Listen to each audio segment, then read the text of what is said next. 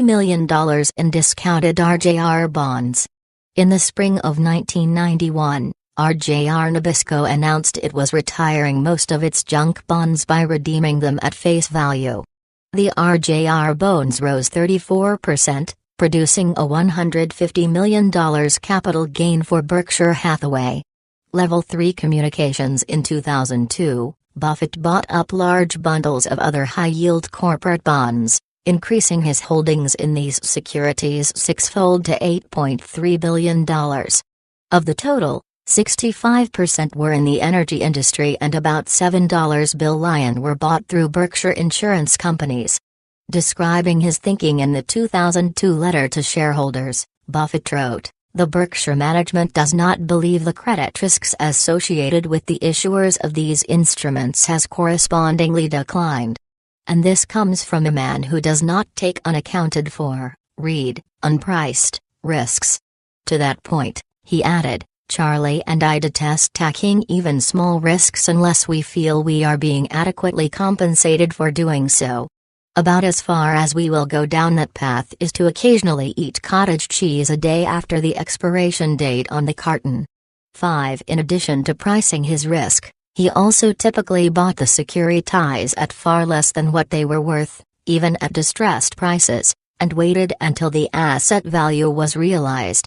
What is particularly intriguing about these bond purchases is that, in all likelihood, Buffett would not have bought equity in many of these companies.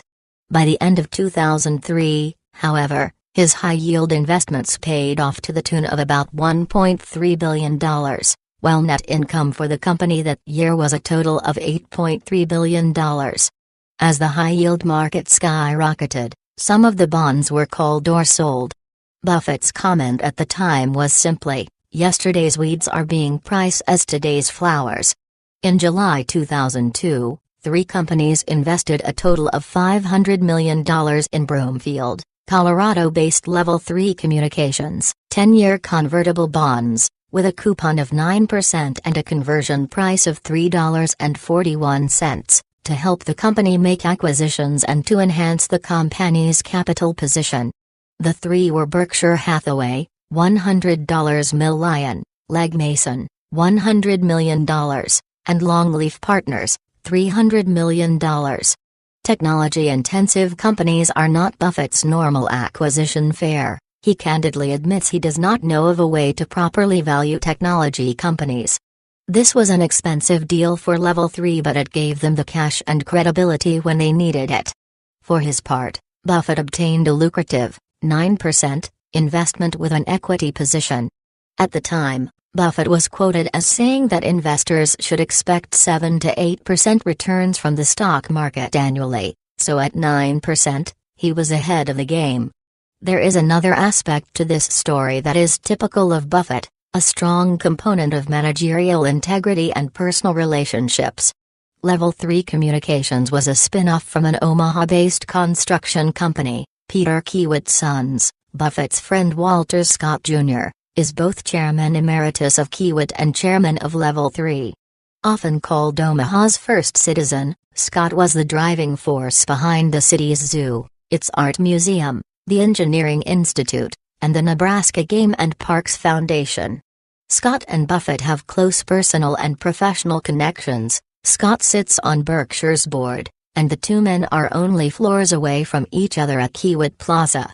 Even though Buffett knew Scott well and held him in high regard, he wanted the investment to be fair and transparent, with no question that the relationship between the 2 men unduly influenced the deal. So Buffett suggested that O. Mason Hawkins, chairman and chief executive of Southeastern Asset Management, which advises Longleaf Partners, set up the deal and negotiate the terms. By mid-June 2003, a year later, Buffett, Legg Mason, and Longleaf Partners exchanged $500 million for a total of 174 million Level 3 common shares, including an extra 27 million shares as an incentive to convert. Longleaf had already converted $43 million earlier in the year and then converted the rest, $457 million. In June, Buffett received 36.7 million shares. In June, he sold 16.8 million for $117.6 million, and in November sold an additional 18.3 million shares for $92.4 million. Sure enough, Level 3 made good on its debt payments, and by the end of 2003, Buffett had doubled his money in 16 months. On top of that, his bonds had earned $45 million of interest, and he still held on to 1,644,900 of Level 3's shares. Quest. In the summer of 2002, Berkshire purchased hundreds of millions of dollars of bonds issued by Quest Communications, a struggling telecommunications company based in Denver formerly known as US West, and its regulatory operating subsidiary, Quest Corporation. At the time, Quest had $26 billion in debt and was in the midst of restating its 1999, 2000, and 2001 financial statements. Bankruptcy rumors were flying. Quest corporate bonds were trading at 35 to 40 cents on the dollar and the bonds of its operating company at 80 cents to the dollar. Some of the bonds were yielding 12.5% and were backed with specific assets, other, riskier bonds were not. Buffett bought both. Most analysts at the time said that Quest's assets had enough value for Buffett to more than recover his investment given the current trading price. And, if it had not been for the interest payments, Quest would have had a healthy cash flow.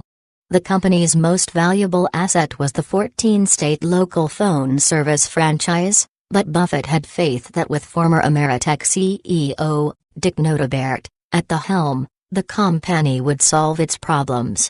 Amazon.com. In July 2002, only 1 week after Buffett wrote CEO Jeff Bezos a letter praising him for his decision to account for stock options as an expense, Buffett bought $98.3 million of Amazon's high-yield bonds. Buffett clearly appreciates managers who exhibit integrity and strong values, and he has long advocated for expensing stock options, but he certainly was not on a goodwill mission when he bought the Amazon.com bonds. The government employees insurance company, the auto insurance unit of Berkshire, stood to make $16.4 million profit on the investment in high-yield bonds, a 17% return in 9 months if Amazon repurchased the $264 million in 10% senior notes that were issued in 1998. Later that summer, Buffett bought an additional $60.1 million of Amazon's 67/8% convertible bonds. Assuming a price of $60 per $1,000 bond, the yield would have been a healthy 11.46% and the yield to maturity would have been even higher once interest payments were calculated in. It is well known that Buffett sticks with things he understands and shies away from technology. His involvement with the internet is limited to 3 online activities: he buys books, reads the Wall Street Journal, and plays bridge. Buffett even made fun of his own technology avoidance in his 2000 letter to shareholders: "We have embraced the 21st century by entering such cutting-edge industries as brick, carpet and paint. Try to control your excitement." 6. So why was he attracted to Amazon's bonds? First, he said, they were extraordinarily cheap. Second, he had faith that the company would thrive. Buffett may also have observed that Amazon.com had a similar profile to many of his other investments in retail companies.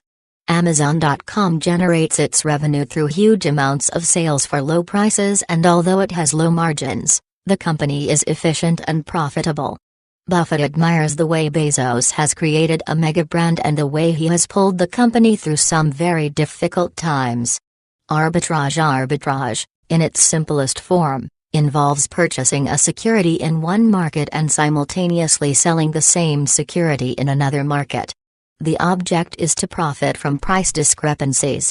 For example, if stock in a company was quoted as $20 per share in the London market and $20.01 in the Tokyo market, an arbitrager could profit from simultaneously purchasing shares of the company in London and selling the same shares in Tokyo. In this case, there is no capital risk. The arbitrager is merely profiting from the inefficiencies that occur between markets. Because this transaction involves no risk, it is appropriately called riskless arbitrage. Risk arbitrage, on the other hand, is the sale or purchase of a security in hopes of profiting from some announced value. The most common type of risk arbitrage involves the purchase of a stock at a discount to some future value. This future value is usually based on a corporate merger, liquidation, tender offer, or reorganization. The risk an arbitrager confronts is that the future announced price of the stock may not be realized. To evaluate risk arbitrage opportunities, explains Buffett, you must answer 4 basic questions. How likely is it that the promised event will indeed occur? How long will your money be tied up? What chance is there that something better will transpire, a competing takeover bid, for example? What will happen if the event does not take place because of antitrust action, financing glitches, etc.? 7. Confronted with more cash than investable ideas, Buffett has often turned to arbitrage as a useful way to employ his extra cash. The Arcata Corporation transaction in 1981, where he bought over 600,000 shares as the company was going through a leveraged buyout, was a good example. However, whereas most arbitrageurs might participate in 50 or more deals annually, Buffett sought out only a few, financially large transactions. He limited his participation to deals that were announced and friendly, and he refused to speculate about potential takeovers or the prospects for greenmail. Although he never calculated his arbitrage performance over the years, Buffett estimated that Berkshire has averaged an annual return of about 25% pre-tax. Because arbitrage is often a substitute for short-term treasury bills, Buffett's appetite for deals fluctuated with Berkshire's cash level. Nowadays, however, he does not engage in arbitrage on a large scale but rather keeps his excess cash in treasuries and other short-term liquid investments. Sometimes Buffett holds medium-term, tax-exempt bonds as cash alternatives. He realizes that by substituting medium-term bonds for short-term treasury bills, he runs the risk of principal loss if he is forced to sell at disadvantageous time. But because these tax-free bonds offer higher after-tax returns than treasury bills, Buffett figures that the potential loss is offset by the gain in income. With Berkshire's historical success in arbitrage, shareholders might wonder why Buffett strayed from this strategy. Admittedly, Buffett's investment returns were better than he imagined, but by 1989 the arbitrage landscape started changing. The financial excesses brought about by the leveraged buyout market were creating an environment of unbridled enthusiasm. Buffett was not sure when lenders and buyers would come to their senses, but he has always acted cautiously when others are giddy. Even before the collapse of the buyout in October 1989, Buffett was pulling back from arbitrage transactions. Another reason may be that deals of a size that would really make a difference to Buffett's very large portfolio simply do not exist. In any case, Berkshire's withdrawal from arbitrage was made easier with the advent of convertible preferred stocks. Convertible preferred stocks. A convertible preferred stock is a hybrid security that possesses characteristics of both stocks and bonds. Generally, these stocks provide investors with higher current income than common stocks. This higher yield offers protection from downside price risk. If the common stock declines, the higher yield of the convertible preferred stock prevents it from falling as low as the common shares.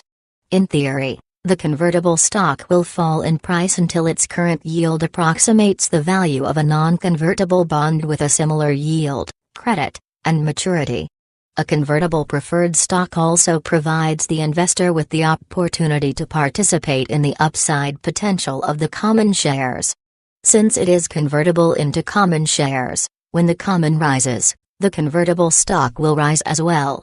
However, because the convertible stock provides high income and has the potential for capital gains, it is priced at a premium to the common stock.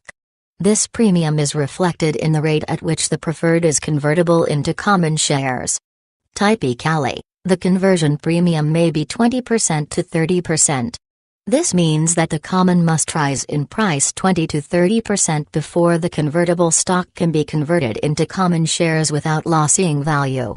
In the same way that he invested in high-yield bonds, Buffett invested in convertible preferred stocks whenever the opportunity presented itself as better than other investments. In the late 1980s and 1990s, Buffett made several investments in convertible preferred stocks, including Salomon Brothers, Gillette, US Air, Champion International, and American Express. Takeover groups were challenging several of these companies, and Buffett became known as a white knight, rescuing companies from hostile invaders. Buffett, however, certainly did not perceive himself as a pro bono savior. He simply saw these purchases as good investments with a high potential for profit. At the time, the preferred stocks of these companies offered him a higher return than he could find elsewhere. Some of the companies issuing the convertible preferred securities were familiar to Buffett, but in other cases he had no special insight about the business, nor could he predict with any confidence what its future cash flows would be. This unpredictability, Buffett explains, is the precise reason Berkshire's investment was a convertible preferred issue rather than common stock. Despite the conversion potential, the real value of the preferred stock, in his eye, was its fixed income characteristics. There is one exception, Mid-American. This is a multifaceted transaction involving convertible preferred and common stock as well as debt. Here, Buffett values the convertible preferred for its fixed income return as well as for its future equity stake. Mid-American. On March 14, 2000, Berkshire acquired 34.56 million shares of convertible preferred stock along with 900,942 shares of common stock in Mid-American Energy Holdings Company, a Des Moines-based gas and electric utility, for approximately $1.24 billion, or $35.05 per share. 2 years later, in March 2002, Berkshire bought 6.7 million more shares of the convertible preferred stock for $402 million. This brought Berkshire's holdings to over 9% voting interest and just over 80% economic interest in Mid-American. Since 2002, Berkshire and certain of its subsidiaries also have acquired approximately $1.728 million of 11% non-transferable trust preferred securities, of which $150 million were redeemed in August 2003. An additional $300 million was invested by David Sokol, Mid-American's chairman and CEO, and Walter Scott, Mid-American's largest individual shareholder. It was, in fact, Scott who initially approached Buffett. It was the first major deal they had worked on together in their 50 years of friendship. The price Buffett paid for Mid-American was toward the low end of the scale, which according to reports was $34 to $48 per share, so he was able to achieve a certain discount. Yet Buffett also committed himself and Berkshire to Mid-American's future growth to the extent that they would support Mid-American's acquisition of pipelines up to $15 billion. As part of its growth strategy, Mid-American, with Buffett's help, bought pipelines from distressed energy merchants. One such purchase happened almost immediately. In March 2002, Buffett bought, from Tulsa-based Williams Company, the Kern River Gas Transmission Project, which transported 850 million cubic feet of gas per day over 935 miles. Buffett paid $960 million, including assumption of debt and an additional $1 billion in capital expenses.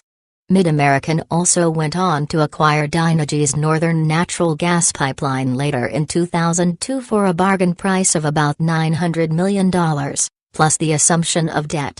Then, as of early January 2004, Berkshire announced it would put up about 30% of the costs, or $2 billion, for a new natural gas pipeline tapping Alaskan North Slope natural gas reserves that would boost U.S. reserves by 7%. Mid-American chairman Sokol said that without Buffett's help, the investment would have been a strain on Mid-American. In another but related transaction, a Berkshire subsidiary, Mac Investment Incorporated, bought $275 million of Williams's preferred stock. This preferred stock does not generally vote with the common stock in the election of directors, but in this deal Berkshire Hathaway gained the right to elect 20% of MidAmerican's board as well as rights of approval over certain important transactions.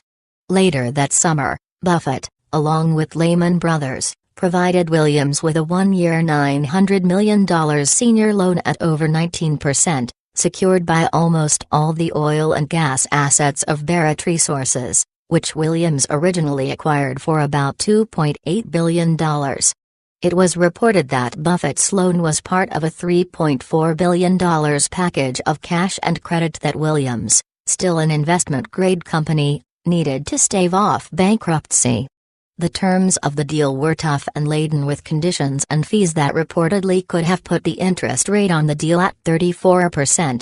Still, it can be argued that not only was Buffett helping an investment-grade company out of a tight spot but also protecting himself against the high risk of the situation.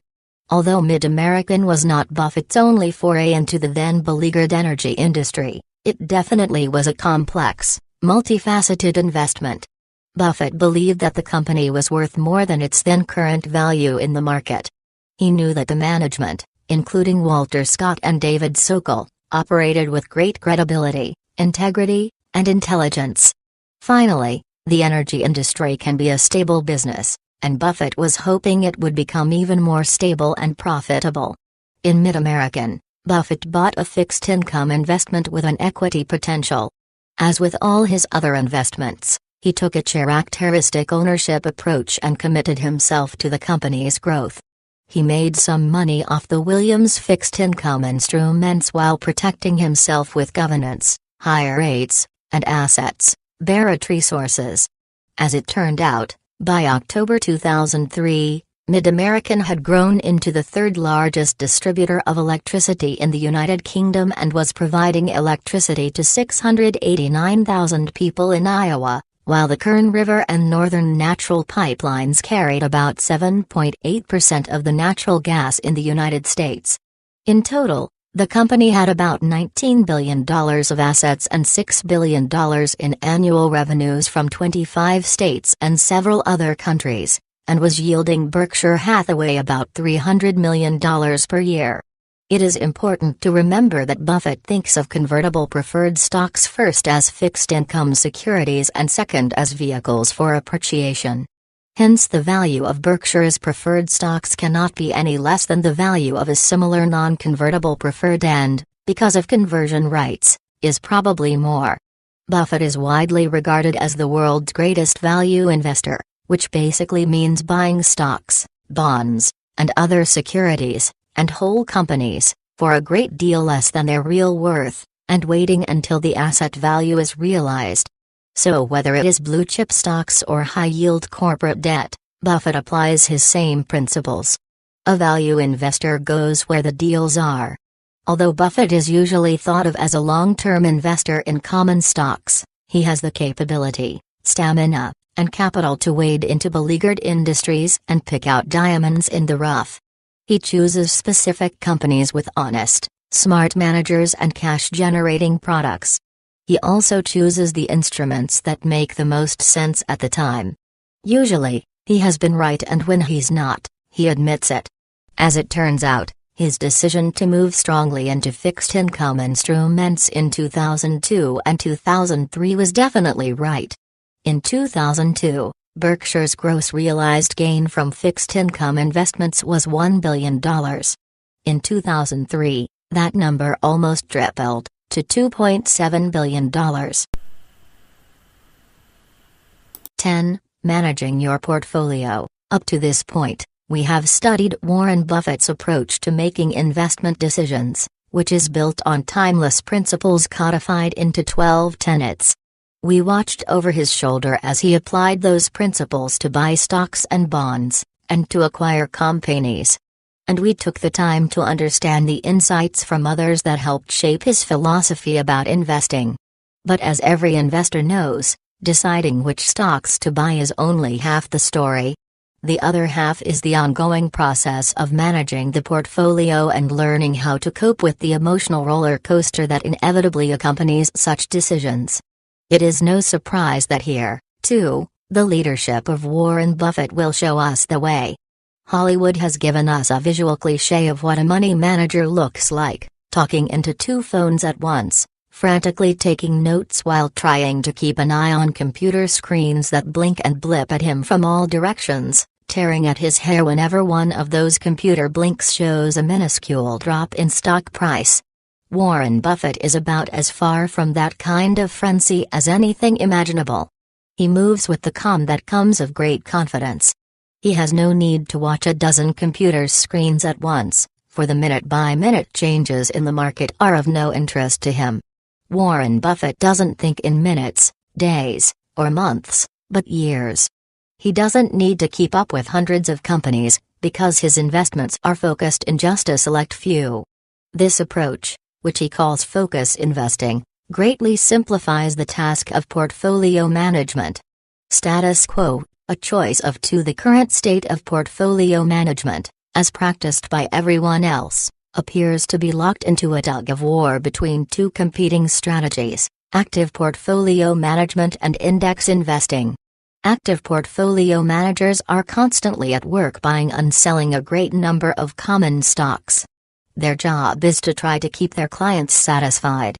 That means consistently outperforming the market so that on any given day, should a client apply the obvious measuring stick, "How is my portfolio doing compared with the market overall?" the answer will be positive and the client will leave her money in the fund.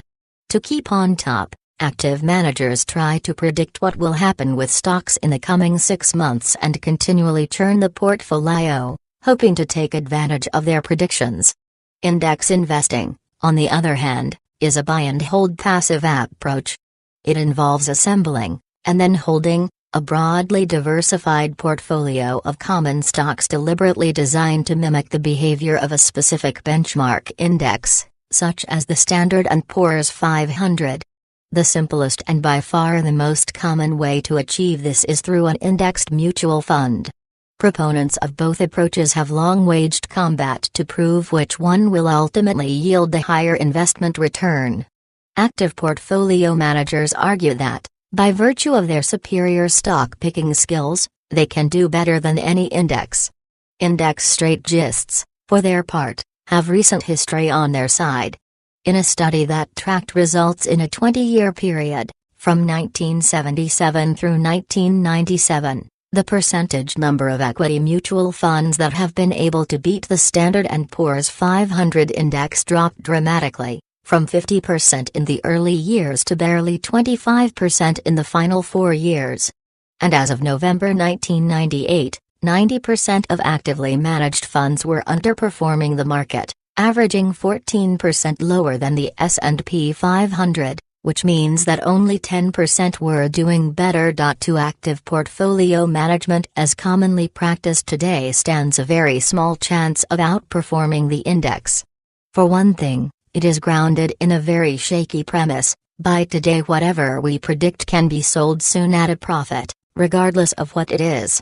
The fatal flaw in that logic is that given the complexity of the financial universe, predictions are impossible.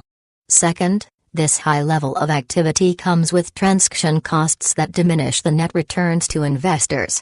When we factor in these costs, it becomes apparent that the active money management business has created its own downfall. Indexing, because it does not trigger equivalent expenses, is better than actively managed portfolios in many respects. But even the best index fund, operating at its peak, will only net you exactly the returns of the overall market. Index investors can do no worse than the market, and also no better. Intelligent investors must ask themselves, am I satisfied with average? Can I do better? A new choice. Given a choice between active and index approaches, Warren Buffett would unhesitatingly pick indexing. This is especially true for investors with a very low tolerance for risk, and for people who know very little about the economics of a business but still want to participate in the long-term benefits of investing in common stocks. By periodically investing in an index fund, He says in inimitable Buffett style, the know-nothing investor can actually outperform most investment professionals. 3. Buffett, however, would be quick to point out that there is a third alternative, a very different kind of active portfolio strategy that significantly increases the odds of beating the index. That alternative is focus investing. Focus investing, the big picture reduced to its essence. Focus investing means this: choose a few stocks that are likely to produce above-average returns over the long haul, concentrate the bulk of your investments in those stocks, and have the fortitude to hold steady during any short-term market gyrations. The following sections describe the separate elements in the process. Find outstanding companies. Over the years, Warren Buffett has developed a way of determining which companies are worthy places to put his money. It rests on a notion of great common sense. If the company is doing well and is managed by smart people, eventually its stock price will reflect its inherent value. Buffett thus devotes most of his attention not to tracking share price but to analyzing the economics of the underlying business and assessing its management. The Buffett tenets, described in earlier chapters, can be thought of as a kind of tool belt. Each tenet is one analytical tool, and in the aggregate they provide a method for isolating the companies with the best chance for high economic returns. Buffett uses his tool belt to find companies with a long history of superior performance and a stable management, and that stability means they have a high probability of performing in the future as they have in the past.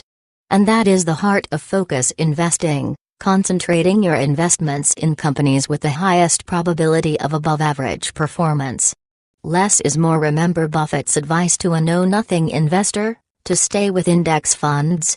What is more interesting for our purposes is what he said next. If you are a know-something investor, able to understand business economics and to find 5 to 10 sensibly priced companies that possess important long-term competitive advantages, conventional diversification, broadly based active portfolios, makes no sense for you.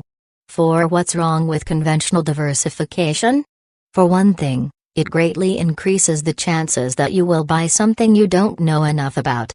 Philip Fisher, who was known for his focus portfolios, although he didn't use the term, profoundly influenced Buffett's thinking in this area. Fisher always said he preferred owning a small number of outstanding companies that he understood well to a large number of average ones, many of which he understood poorly.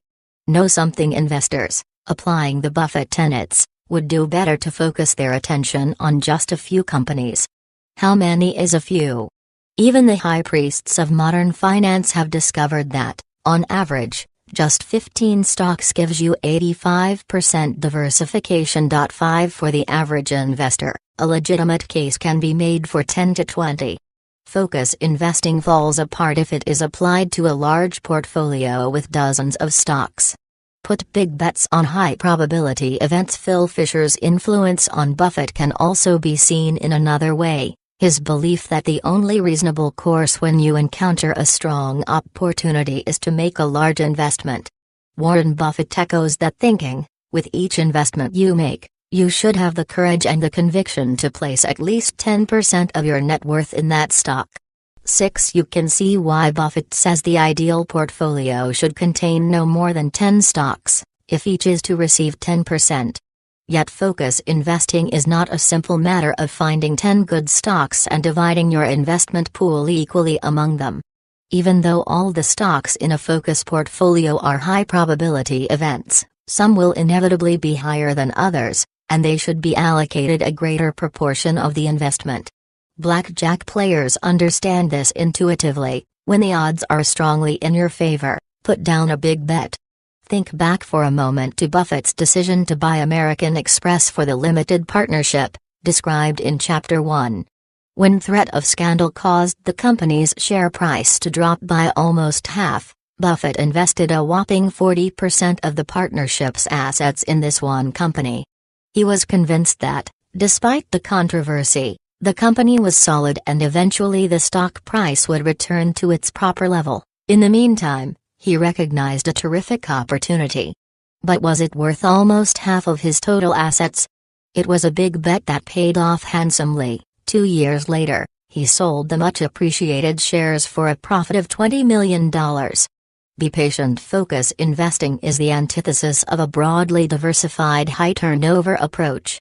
Although focus investing stands the best chance among all active strategies of outperforming an index return over time, it requires investors to patiently hold their portfolio even when it appears that other strategies are winning. How long is long enough? As you might imagine, there is no hard and fast rule, although Buffett would probably say that anything less than 5 years is a fool's theory. The goal is not zero turnover, never selling anything. That's foolish in the opposite direction, for it would prevent you from taking advantage of something better when it comes along. As a general rule of thumb, we should aim for a turnover rate between 20 and 10%, which means holding the stock for somewhere between 5 and 10 years. Don't panic over price changes. Focus investing pursues above-average results, and there is strong evidence, both in academic research and actual case histories, that the pursuit is successful. There can be no doubt, however, that the ride is bumpy, for price volatility is a necessary byproduct of the focus approach. Focus investors tolerate the bumpiness because they know that in the long run the underlying economics of the companies will more than compensate for any short-term price fluctuations. Buffett is a master bump ignorer. So is his partner, Charlie Munger, who once calculated, using a compound interest table and Layson's learned playing poker, that as long as he could handle the price volatility, owning as few as 3 stocks would be plenty. I knew I could handle the bumps psychologically, because I was raised by people who believe in handling bumps. 8 Maybe you also come from a long line of people who can handle bumps. But even if you were not born so lucky, you can acquire some of their traits. It is a matter of consciously deciding to change how you think and behave.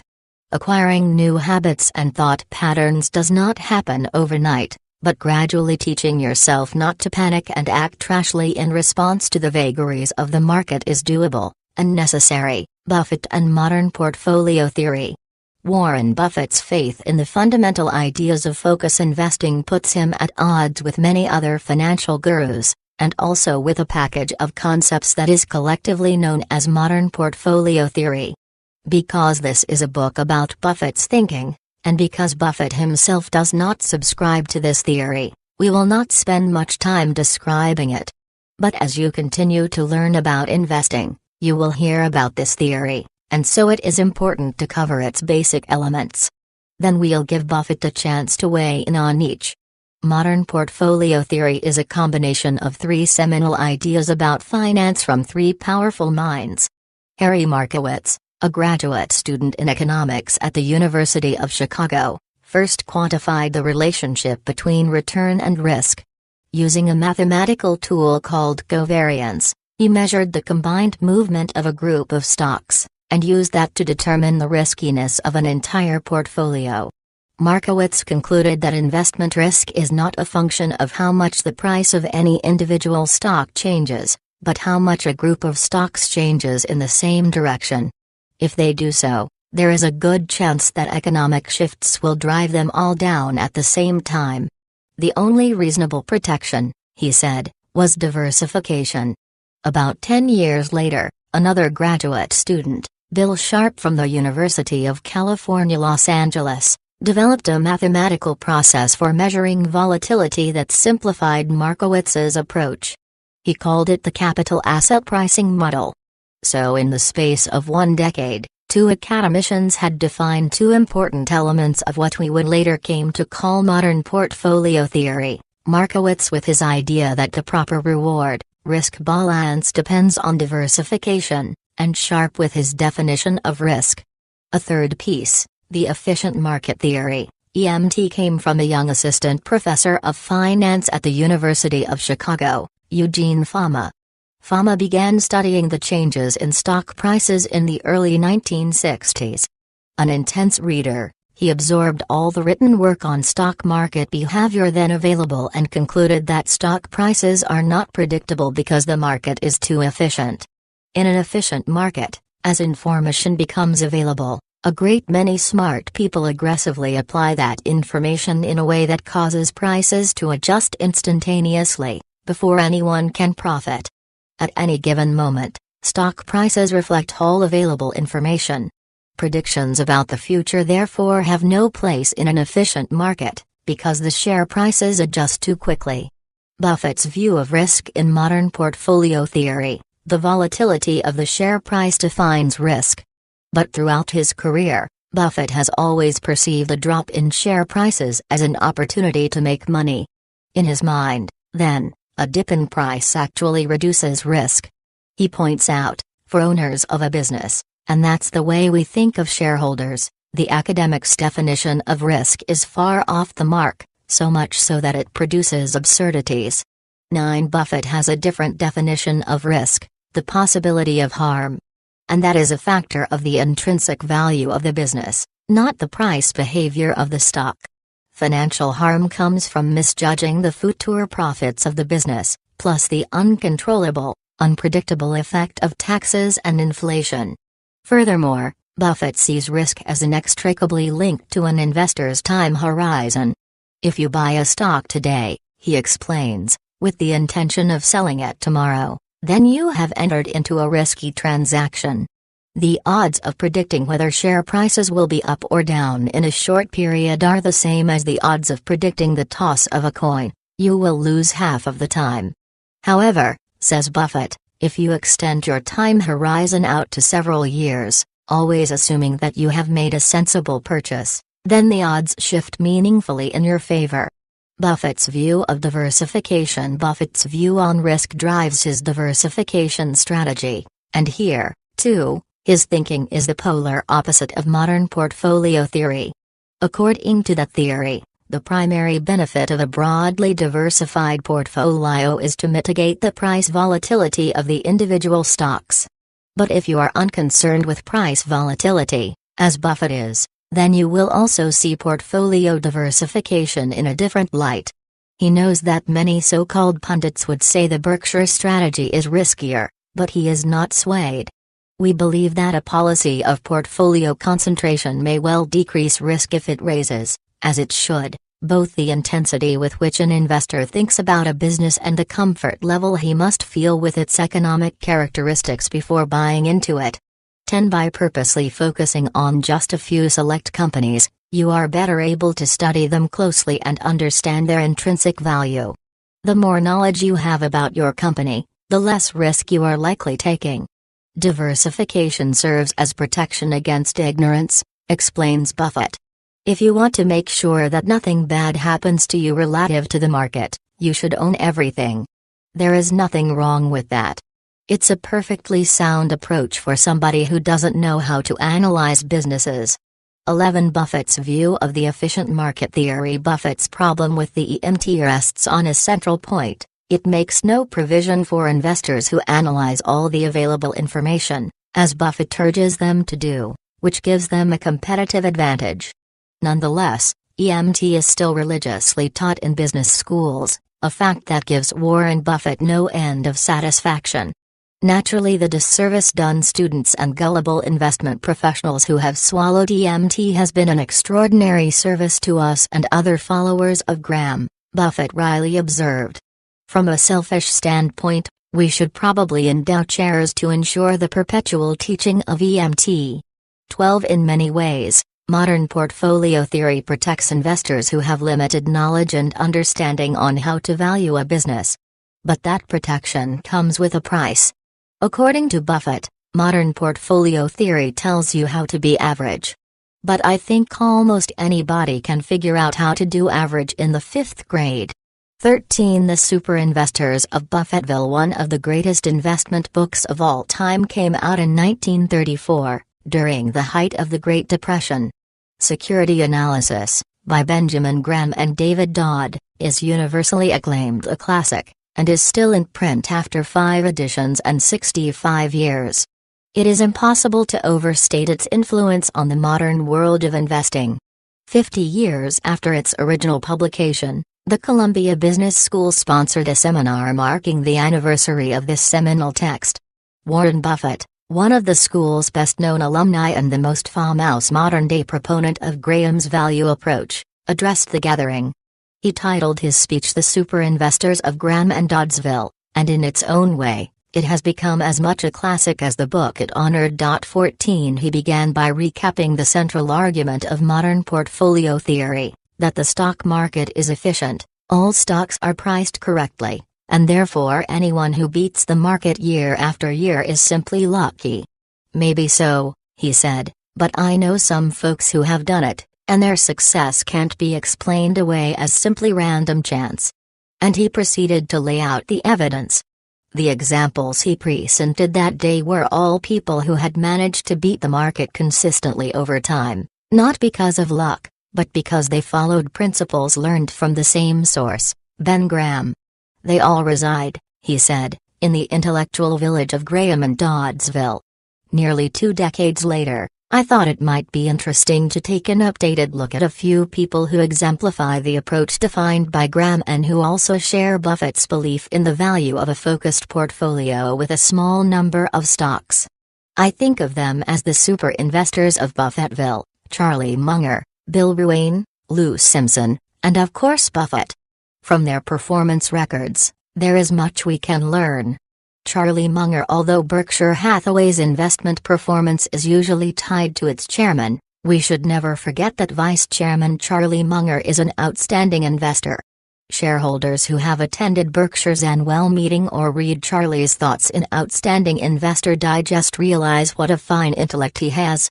I ran into him in about 1960, said Buffett, and I told him law was fine as a hobby but he could better.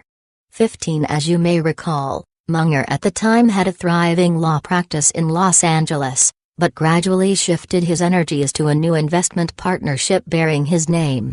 His portfolio was concentrated in very few securities and therefore, his record was much more volatile, Buffett explained, but it was based on the same discount from value approach. In making investment decisions for his partnership, Charlie followed the grand methodology and would look only at companies that were selling below their intrinsic value. He was willing to accept greater peaks and valleys in performance, and he happens to be a fellow whose psyche goes toward concentration. 16 Notice that Buffett does not use the word risk in describing Charlie's performance. Using the conventional definition of risk, price volatility, we would have to say that over its 13-year history Charlie's partnership was extremely risky, with a standard deviation almost twice that of the market. But beating the average annual return of the market by 18 points over those same 13 years was not the act of a risky man, but of an astute investor. Bill Ruane. Buffett first met Bill Ruane in 1951, when both were taking Ben Graham's security analysis class at Columbia. The two classmates stayed in contact, and Buffett watched Ruane's investment performance over the years with admiration. When Buffett closed his investment partnership in 1969, he asked Ruane if he would be willing to handle the funds of some of the partners, and that was the beginning of the Sequoia Fund. It was a difficult time to set up a mutual fund. The stock market was splitting into a two-tier market, with most of the hot money gyrating toward the so-called Nifty 50, the big-name companies like IBM and Xerox, leaving the value stocks far behind. Ruane was undeterred. Later Buffett commented, "I am happy to say that my partners, to an amazing degree, not only stayed with him but added money, with happy results." 17 Sequoia Fund was a true pioneer, the first mutual fund run on the principles of focus investing. The public record of Sequoia's holdings demonstrates clearly that Bill Ruane and Rick Cuniff, his partner in Ruane, Cuniff and Company, managed a tightly focused, low-turnover portfolio. On average, well over 90% of the fund was concentrated between 6 and 10 companies. Even so, the economic diversity of the portfolio was, and continues to be, broad. Bill Ruane's point of view is in many ways unique among money managers. Generally speaking, most managers begin with some preconceived notion about portfolio management and then fill in the portfolio with various stocks. At Ruane, Cuniff and Company, The partners begin with the idea of selecting the best possible stocks and then let the portfolio form around these selections. Selecting the best possible stocks, of course, requires a high level of research, and here again Ruane, Cunniff and Company stands apart from the rest of the industry. The firm eschews Wall Street's broker-fed research reports and instead relies on its own intensive company investigations. "We don't go in much for titles at our firm," Ruane once said, "but, if we did, my business card would read Bill Ruane, research analyst." 18. How well has this unique approach served their shareholders? Table 10.2 outlines the investment performance of Sequoia Fund from 1971 through 2003. During this period, Sequoia earned an average annual return of 18%, compared with the 12.9% of the Standard & Poor's 500 index. Lou Simpson. About the time Warren Buffett began acquiring the stock of the government employees' insurance company, Geico, in the late 1970s, he also made another acquisition that would have a direct benefit on the insurance company's financial health. His name was Lou Simpson. Simpson, who earned a master's degree in economics from Princeton, worked for both Stein Rowe and Farnham and Western Asset Management before Buffett lured him to Geico in 1979. He is now CEO of capital operations for the company. Recalling his job interview, Buffett remembers that Lou had the ideal temperament for investing. 19 Lou, he said, was an independent thinker who was confident of his own research and who derived no particular pleasure from operating with or against the crowd. Simpson, a voracious reader, ignores Wall Street research and instead pores over annual reports. His common stock selection process is similar to Buffett's. He purchases only high-return businesses that are run by able management and are available at reasonable prices. Lou also has something else in common with Buffett. He focuses his portfolio on only a few stocks. Geico's billion-dollar equity portfolio customarily owns fewer than 10 stocks. Between 1980 and 1996, Geico's portfolio achieved an average annual return of 24.7%. Compared with the market's return of 17.8%, see Table 10.3. These are not only terrific figures, says Buffett, but, fully as important, they have been achieved in the right way. Lou has consistently invested in undervalued common stocks that, individually, were unlikely to present him with a permanent loss and that, collectively, were close to risk-free. 20. It is important to note that the focus strategy sometimes means enduring several weak years. Even the super investors, undeniably skilled, undeniably successful, faced periods of short-term underperformance.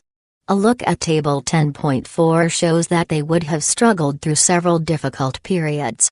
What do you think would have happened to Munger, Simpson, and Ruane if they had been rookie managers starting their careers today in an environment that can only see the value of 1 year's, or even 1 quarter's, performance? They would probably have been canned, to their clients' profound loss.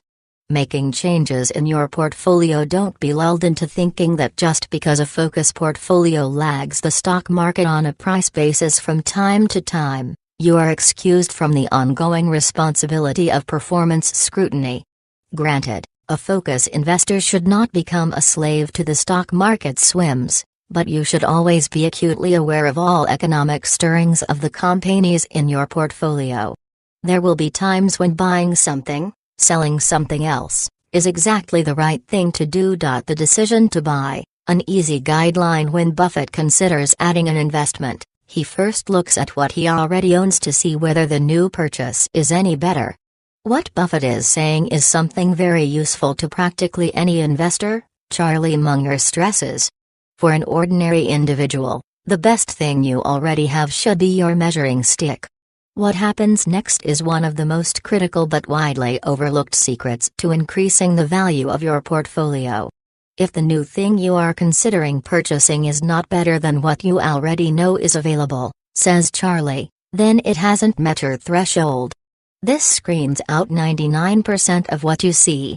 21. The decision to sell, two good reasons to move slowly. Focus investing is necessarily a long-term approach to investing. If we were to ask Buffett what he considers an ideal holding period, he would answer forever, so long as the company continues to generate above-average economics and management allocates the earnings of the company in a rational manner. Inactivity strikes us as intelligent behavior, he explains. 22 If you own a lousy company, you require turnover because otherwise you end up owning the economics of a subpar business for a long time. But if you own a superior company, the last thing you want to do is to sell it. This sloth-like approach to portfolio management may appear quirky to those accustomed to actively buying and selling stocks on a regular basis, but it has two important economic benefits, in addition to growing capital at an above-average rate. 1. It works to reduce transaction costs. This is one of those common-sense dynamics that is so obvious it is easily overlooked. Every time you buy or sell, you trigger brokerage costs that lower your net returns. 2. It increases after-tax returns. When you sell a stock at a profit, you will be hit with capital gain taxes, eating into your profit. The solution: leave it be. If you leave the gain in place, this is referred to as unrealized gain, your money compounds more forcefully. Overall, investors have too often underestimated the enormous value of this unrealized gain, what Buffett calls an interest-free loan from the Treasury. To make his point, Buffett asks us to imagine what happens if you buy a $1 investment that doubles in price each year. If you sell the investment at the end of the first year, you would have a net gain of $66, assuming you're in the 34% tax bracket. Now you reinvest the $1.66, and it doubles in value by year-end. If the investment continues to double each year, and you continue to sell, pay the tax, and reinvest the proceeds, at the end of 20 years you would have a net gain of $25,200 after paying taxes of $13,000. If, on the other hand, you purchased a $1 investment that doubled each year and never sold it until the end of 20 years, you would gain $692,000 after paying taxes of approximately $356,000. The best strategy for achieving high after-tax returns is to keep your average portfolio turnover ratio somewhere between 0 and 20%. Two strategies lend themselves best to low turnover rates. One is to stick with an index mutual fund. They are low turnover by definition. Those who prefer a more active style of investing will turn to the seconds-on strategy, a focus portfolio. The challenge of focus investing. My goal so far has been to lay out the argument for adopting the focus investing approach that Warren Buffett uses with such great success. I would be doing you less than full service if I did not also make it plain that an unavoidable consequence of this approach is heightened volatility. When your portfolio is focused on just a few companies, a price change in any one of them is all the more noticeable and has greater overall impact. The ability to withstand that volatility without undue second-guessing is crucial to your peace of mind, and ultimately to your financial success. Coming to terms with it is largely a matter of understanding the emotional side effects of investing, which is the topic of Chapter 11. Money matters are about the most emotional issues of all, and that will never change. But at the same time, you need not be constantly at the mercy of those emotions, to the point that sensible action is handicapped. The key is to keep your emotions in appropriate perspective, and that is much easier if you understand something of the basic psychology involved. The challenge of success. Warren Buffett's challenge is not psychology. He understands the emotional side of investing as well as anyone and better than most. His challenge is maintaining the level of returns that others have come to expect from him. Two factors are involved. First, in very recent years, Buffett hasn't found very many stocks that meet his price criteria. That's a problem of the market. Second, when you're driving a $100 billion company, it takes a significant level of economic return to move the needle. That's a problem of size. Buffett explains it this way: some years back, A good $10 million idea could do wonders for us. Today, the combination of 10 such ideas and a triple in the value of each would increase the net worth of Berkshire by only 0.25%. We need elephants to make significant gains now, and they are hard to find. 23 That was in early 2002. Berkshire's net worth has continued to grow since then, and, presumably, these elephants are even harder to find today. The good news for most investors is that they can put their elephant guns away. The other good news is that, regardless of the size of their pocketbook, the fundamentals of focus investing still apply. No matter how much money you have to work with, you will want to do the same thing Buffett does. When you find a high probability event, put down a big bet. 11. The psychology of money. The study of what makes us all tick is endlessly fascinating. It is especially intriguing to me that it plays such a strong role in investing, a world that people generally perceive to be dominated by cold numbers and soulless data. When it comes to investment decisions, our behavior is sometimes erratic, often contradictory, and occasionally goofy. Sometimes our illogical decisions are consistently illogical, and sometimes no pattern is discernible. We make good decisions for inexplicable reasons, and bad decisions for no good reason at all. What is particularly alarming, and what all investors need to grasp, is that they are often unaware of their bad decisions. To fully understand the markets and investing, we have to understand our own irrationalities. That is every bit as valuable to an investor as being able to analyze a balance sheet and income statement. It is a complex, puzzling, intriguing study. Few aspects of human existence are more emotion-laden than our relationship to money. And the two emotions that drive decisions most profoundly are fear and greed. Motivated by fear or greed, or both, investors frequently buy or sell stocks at foolish prices, far above or below a company's intrinsic value. To say this another way, investor sentiment has a more pronounced impact on stock prices than a company's fundamentals. Much of what drives people's decisions about stock purchases can be explained only by principles of human behavior. And since the market is, by definition, the collective decisions made by all stock purchasers, it is not an exaggeration to say that psychological forces push and pull the entire market. Anyone who hopes to participate profitably in the market, therefore, must allow for the impact of emotion.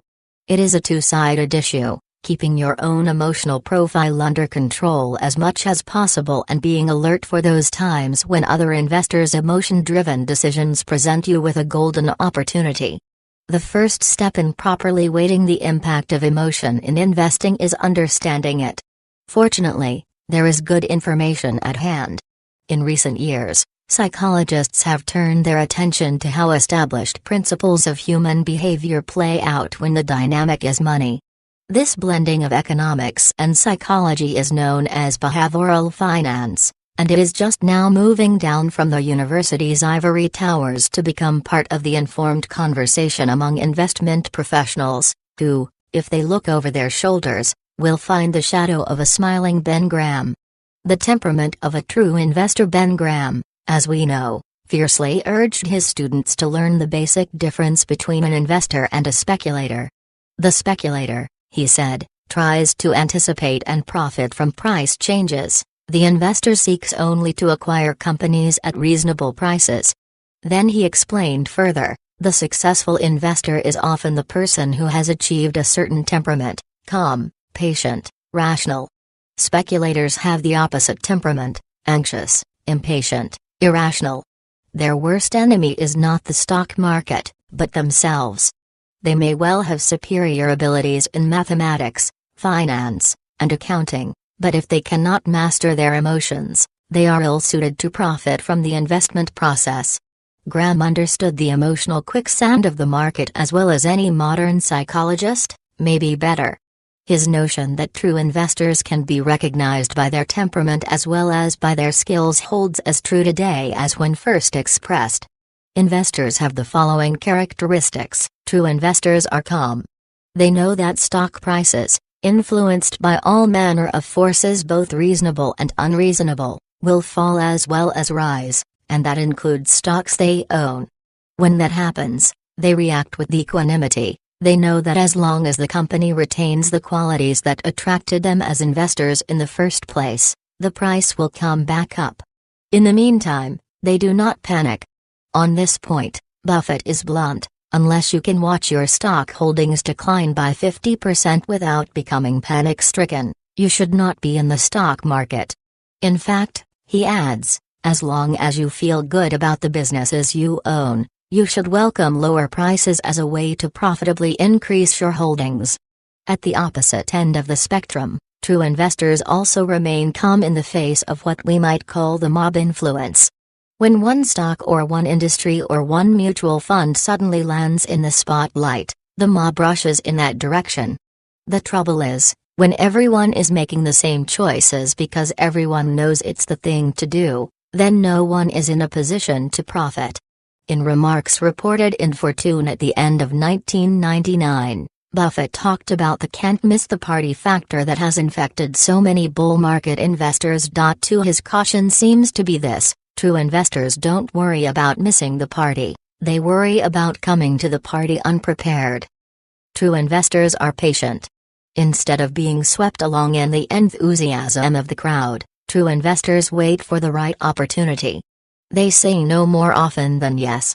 Buffett recalls that when he worked for Graham Newman, analyzing stocks for possible purchase, Ben Graham turned down his recommendations most of the time. Graham, Buffett says, was never willing to purchase a stock unless all the facts were in his favor. From this experience, Buffett learned that the ability to say no is a tremendous advantage for an investor. Buffett believes that too many of today's investors feel a need to purchase too many stocks, most of which are certain to be mediocre, instead of waiting for the few exceptional companies. To reinforce Graham's lesson, Buffett often uses the analogy of a punch card. An investor, he says, should act as though he had a lifetime decision card with just 20 punches on it. With every investment decision his card is punched, and he has one fewer available for the rest of his life. For if investors were restrained in this way, Buffett figures that they would be forced to wait patiently until a great investment opportunity surfaced. True investors are rational. They approach the market, and the world, from a base of clear thinking. They are neither unduly pessimistic nor irrationally optimistic, they are, instead, logical and rational. Buffett finds it odd that so many people habitually dislike markets that are in their best interests and favor those markets that continually put them at a disadvantage. They feel optimistic when market prices are rising, pessimistic when prices are going down. If they go the next step and put those feelings into action, what do? Sell at lower prices and buy at higher prices, not the most profitable strategy. Undue optimism rears its head when investors blithely assume that somehow the fates will smile on them and their stock choice will be the 1 in 100 that really takes off. It is especially prevalent in bull markets, when high expectations are commonplace. Optimists see no need to do the fundamental research and analysis that would illuminate the real long-term winners, for example, finding the few keepers among all the look-alike.coms. Because the short-term numbers are so seductive. Undue pessimism, whether directed at one company or the market in general, motivates investors to sell at exactly the wrong time. In Buffett's view, true investors are pleased when the rest of the world turns pessimistic, because they see it for what it really is, a perfect time to buy good companies at bargain prices. Pessimism, he says, is the most common cause of low prices. We want to do business in such an environment, not because we like pessimism but because we like the prices it produces. It's optimism that is the enemy of the rational buyer. 5. Whether an investor feels optimistic or pessimistic is a statement of what that investor thinks about the future.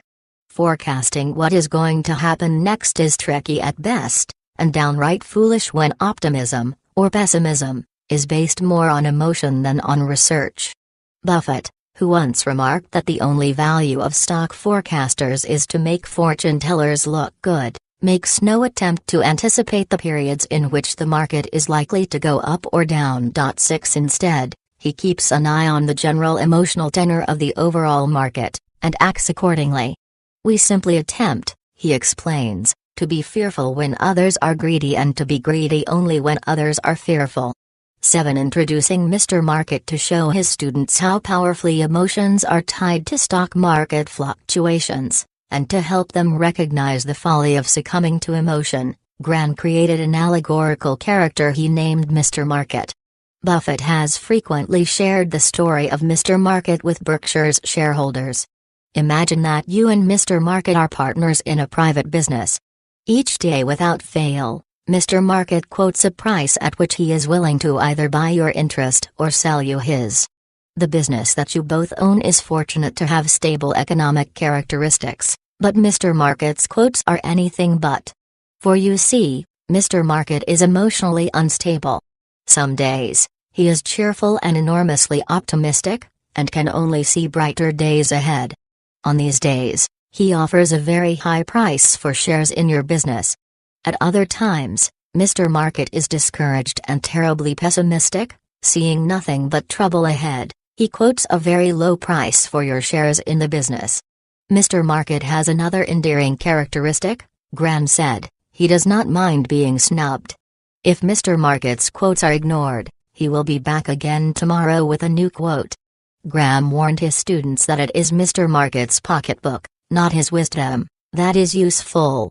If Mr. Market shows up in a foolish mood, you are free to ignore him or take advantage of him, but it will be disastrous if you fall under his influence. The investor who permits himself to be stampeded or unduly worried by unjustified market declines in his holdings is perversely transforming his basic advantage into a basic disadvantage, Graham wrote. That man would be better off if his stocks had no market quotation at all, for he would then be spared the mental anguish caused him by other persons' mistakes of judgment. 8 To be successful, investors need good business judgment and the ability to protect themselves from the emotional whirlwind that Mr. Market unleashes. One is insufficient without the other. An important factor in Buffett's success is that he has always been able to disengage himself from the emotional forces of the stock market. He credits Ben Graham and Mr. Market with teaching him how to remain insulated from the silliness of the market. Mr. Market, meet Charlie Munger. It was more than 60 years ago that Ben Graham introduced Mr. Market, 60 years since he began writing about the irrationality that exists in the market. Yet in all the years since, there has been little apparent change in investor behavior. Investors still act irrationally. Foolish mistakes are still the order of the day. Fear and greed still permeate the marketplace. We can, through numerous academic studies and surveys, track investor foolishness. We can, if we follow Warren Buffett's lead, turn other people's fear or greed to our advantage. But to fully understand the dynamics of emotion in investing, we turn to another individual, Charlie Munger. Munger's understanding of how psychology affects investors, and his insistence on taking it into account, have greatly influenced the operations of Berkshire Hathaway. It is one of his most profound contributions. In particular, he stresses what he calls the psychology of misjudgment. What is it in human nature that draws people to mistakes of judgment? Munger believes a key problem is that our brain takes shortcuts in analysis. We jump too quickly to conclusions. We are easily misled and are prone to manipulation. To compensate, Munger has developed a mental habit that has served him well. Personally, I've gotten so that I now use a kind of two-track analysis, he said in a 1994 speech reprinted in Outstanding Investor Digest. First, what are the factors that really govern the interests involved, rationally considered? And second, what are the subconscious influences where the brain at a subconscious level is automatically doing these things, which by and large are useful, but which often misfunction? 10 Behavioral finance. In many ways, Charlie Munger is a genuine pioneer. He was thinking about, and talking about, the psychological aspects of market behavior long before other investment professionals gave it serious attention. But that is beginning to change. Behavioral finance is now an accepted area of study in the economics department at major universities, including the work done by Richard Thaler at the University of Chicago. Observing that people often make foolish mistakes and illogical assumptions when dealing with their own financial affairs, academics, including Thaler, began to dig deeper into psychological concepts to explain the irrationalities in people's thinking. It is a relatively new field of study, but what we are learning is fascinating, as well as eminently useful to smart investors. Overconfidence. Several psychological studies have pointed out that errors in judgment occur because people in general are overconfident. Ask a large sample of people how many believe their skills at driving a car are above average, and an overwhelming majority will say they are excellent drivers. Another example, when asked, doctors believe they can diagnose pneumonia with 90% confidence when in fact they are right only 50% of the time. Confidence per se is not a bad thing. But overconfidence is another matter, and it can be particularly damaging when we are dealing with our financial affairs. Overconfident investors not only make silly decisions for themselves but also have a powerful effect on the market as a whole. Overconfidence explains why so many investors make wrong calls. They have too much confidence in the information they gather and think they are more right than they actually are. If all the players think that their information is correct and they know something that others do not, the result is a great deal of trading. Overreaction bias. Thaler points to several studies that demonstrate people put too much emphasis on a few chance events, thinking they spot a trend. In particular, investors tend to fix on the most recent information they received and extrapolate from it. The last earnings report thus becomes in their mind a signal of future earnings. Then, believing that they see what others do not, they make quick decisions from superficial reasoning. Overconfidence is at work here. People believe they understand the data more clearly than others do and interpret it better. But there is more to it. Overreaction exacerbates overconfidence. The behaviorists have learned that people tend to overreact to bad news and react slowly to good news. Psychologists call this overreaction bias. Thus, if the short-term earnings report is not good, the typical investor response is an abrupt, ill-considered overreaction, with its inevitable effect on stock prices. Thaler describes this overemphasis on the short term as investor myopia, the medical term for nearsightedness, and believes most investors would be better off if they didn't receive monthly statements. In a study conducted with other behavioral economists, he proved his idea in dramatic fashion. Thaler and colleagues asked a group of students to divide a hypothetical portfolio between stocks and treasury bills. But first, they sat the students in front of a computer and simulated the returns of the portfolio over a trailing 25-year period. Half the students were given mountains of information, representing the market's volatile nature with ever-changing prices. The other group was only given periodic performance measured in 5-year time periods. Thaler then asked each group to allocate their portfolio for the next 40 years. The group that had been bombarded by lots of information, some of which inevitably pointed to losses, allocated only 40% of its money to the stock market. The group that received only periodic information allocated almost 70% of its portfolio to stocks. Thaler, who lectures each year at the behavioral conference sponsored by the National Bureau of Economic Research and the John F. Kennedy School of Government at Harvard, told the group, "My advice to you is to invest in equities and then don't open the mail." 11. This experiment, as well as others, neatly underscores Thaler's notion of investor myopia, short-sightedness leading to foolish decisions. Part of the reason myopia provokes such an irrational response is another bit of psychology, our innate desire to avoid loss. Loss aversion. According to behaviorists, the pain of a loss is far greater than the enjoyment of a gain. Many experiments, by Thaler and others, have demonstrated that people need twice as much positive to overcome a negative. On a 50-50 bet, with precisely even odds, most people will not risk anything unless the potential gain is twice as high as the potential loss. This is known as asymmetrical loss aversion. The downside has a greater impact than the upside, and it is a fundamental aspect of human psychology. Applied to the stock market, it means that investors feel twice as bad about losing money as they feel good about picking a winner. This aversion to loss makes investors unduly conservative, at great cost. We all want to believe we made good decisions, so we hold on to bad choices far too long in the vague hope that things will turn around. By not selling our losers, we never have to confront our failures. But if you don't sell a mistake, you are potentially giving up a gain that you could earn by reinvesting smartly.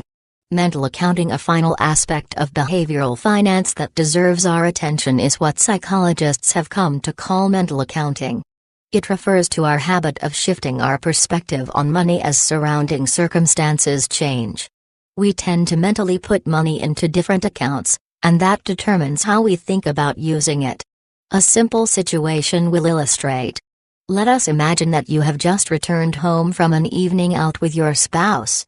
You reach for your wallet to pay the babysitter, but discover that the $20 bill you thought was there is not. So, when you drive the sitter home, you stop by an ATM and get another $20. Then the next day, you discover the original $20 bill in your jacket pocket. If you're like most people, you react with something like glee. The $20 in the jacket is found money. Even though the first $20 and the second $20 both came from your checking account, and both represent money you worked hard for, the $20 bill you hold in your hand is money you didn't expect to have, and you feel free to spend it frivolously. Once again, Richard Thaler provides an interesting academic experiment to demonstrate this concept. In his study, he started with two groups of people. People in the first group were given $30 in cash and told they had two choices: 1, they could pocket the money and walk away, or 2, they could gamble on a coin flip. If they won, they would get $9 extra, and if they lost, they would have $9 deducted. Most, 70%, took the gamble because they figured at the very least they would end up with $21 of found money. Those in the second group were offered a different choice: 1, they could gamble on a coin toss. If they won, they would get $39, and if they lost, they would get $21. Or 2, they could get an even $30 with no coin toss. More than half, 57%, decided to take the sure money. Both groups of people stood to win the exact same amount of money with the exact same odds, but they perceived the situation differently. 12 Risk tolerance. In the same way that a strong magnet pulls together all the nearby pieces of metal, your level of risk tolerance pulls together all the elements of the psychology of finance. The psychological concepts are abstract, where they get real is in the day-to-day decisions that you make about buying and selling. And the common thread in all those decisions is how you feel about risk. In the last dozen or so years, investment professionals have devoted considerable energy to helping people assess their risk tolerance. At first, it seemed like a simple task. By using interviews and questionnaires, they could construct a risk profile for each investor. The trouble is, people's tolerance for risk is founded in emotion, and that means it changes with changing circumstances. When the market declines drastically, even those with an aggressive profile will become very cautious. In a booming market, supposedly conservative investors add more stocks just as quickly as aggressive investors do. A true picture of risk tolerance requires digging below the surface of the standard assessment questions and investigating issues driven by psychology. A few years ago, in collaboration with Dr. Justin Green of Villanova University, I developed a risk analysis tool that focuses on personality as much as on the more obvious and direct risk factors. Summarizing our research, we found that propensity for risk-taking is connected to two demographic factors: gender and age. Women are typically more cautious than men, and older people are less willing to assume risk than younger people. Looking at personality factors, we learned that the investor with a high degree of risk tolerance will be someone who sets goals and believes he or she has control of the environment and can affect its outcome. This person sees the stock market as a contingency dilemma in which information combined with rational choices will produce winning results. For investors, the implications of behavioral finance are clear. How we decide to invest, and how we choose to manage those investments, has a great deal to do with how we think about money. Mental AC counting has been suggested as a further reason people don't sell stocks that are doing badly. In their minds, the loss doesn't become real until they act on it. Another powerful connection has to do with risk. We are far more likely to take risks with found money. On a broader scale, mental accounting emphasizes one weakness of the efficient market hypothesis. It demonstrates that market values are determined not solely by the aggregated information but also by how human beings process that information. The psychology of focus investing. Everything we have learned about psychology and investing comes together in the person of Warren Buffett. He puts his faith in his own research, rather than in luck. His actions derive from carefully thought-out goals, and he is not swept off course by short-term events. He understands the true elements of risk and accepts the consequences with confidence. Long before behavioral finance had a name, it was understood and accepted by a few renegades like Warren Buffett and Charlie Munger. Charlie points out that when he and Buffett left graduate school, they entered the business world to find huge, predictable patterns of extreme irrationality. 13. He is not talking about predicting the timing, but rather the idea that when irrationality does occur it leads to predictable patterns of subsequent behavior. When it comes to investing, emotions are very real, in the sense that they affect people's behavior and thus ultimately affect market prices. You have already sensed, I am sure, 2 reasons understanding the human dynamic is so valuable in your own investing. 1. You will have guidelines to help you avoid the most common mistakes. 2. You will be able to recognize other people's mistakes in time to profit from them. All of us are vulnerable to individual errors of judgment that can affect our personal success. When 1,000 or 1,000,000 people make errors of judgment, the collective impact is to push the market in a destructive direction. Then, so strong is the temptation to follow the crowd, accumulated bad judgment only compounds itself. In a turbulent sea of irrational behavior, the few who act rationally may well be the only survivors. Successful focus investors need a certain kind of temperament. The road is always bumpy, and knowing the right path to take is often counterintuitive. The stock market's constant gyrations can be unsettling to investors and make them act in irrational ways. You need to be on the lookout for these emotions and be prepared to act sensibly even when your instincts may strongly call for the opposite behavior. But as we have learned, the future rewards focus investing significantly enough to warrant our strong effort. 12. The Unreasonable Man. George Bernard Shaw wrote, "The reasonable man adapts himself to the world. The unreasonable one persists in trying to adapt the world to himself. Therefore all progress depends on the unreasonable man." Shall we conclude that Buffett is the unreasonable man? To do so, we must presume that his investment approach represents progress in the financial world, an assumption I freely make. For when we look at the recent achievements of the reasonable men, we see at best unevenness, at worst disaster. The 1980s are likely to be remembered as the future shock decade of financial management. Program trading, leveraged buyouts, junk bonds, derivative securities, and index futures frightened many investors. The distinctions between money managers faded. The grind of fundamental research was replaced by the whirl of computers. Black boxes replaced management interviews and investigation. Automation replaced intuition. The late 1990s were, if anything, worse. That frenzied, overvalued marketplace phenomenon generally known as the dot-com boom went disastrously bust. Warren Buffett called it the Great Bubble. And we all know what happens to bubbles when they get too big, they burst, dripping sticky residue on everyone within range. Many investors have become disenchanted and estranged from the financial marketplace. The residue of the three-year bear market of 2000 through 2002 left many with a particularly bitter taste in their mouths. Even now, with so many money managers unable to add value to client portfolios, it is easy to understand why passive investing has gained popularity. Throughout the past few decades, investors have flirted with many different investment approaches. Periodically, small capitalization, large capitalization, growth, value, momentum, thematic, and sector rotation have proven financially rewarding. At other times, these approaches have stranded their followers in periods of mediocrity. Buffett, the exception, has not suffered periods of mediocrity. His investment performance, widely documented, has been consistently superior.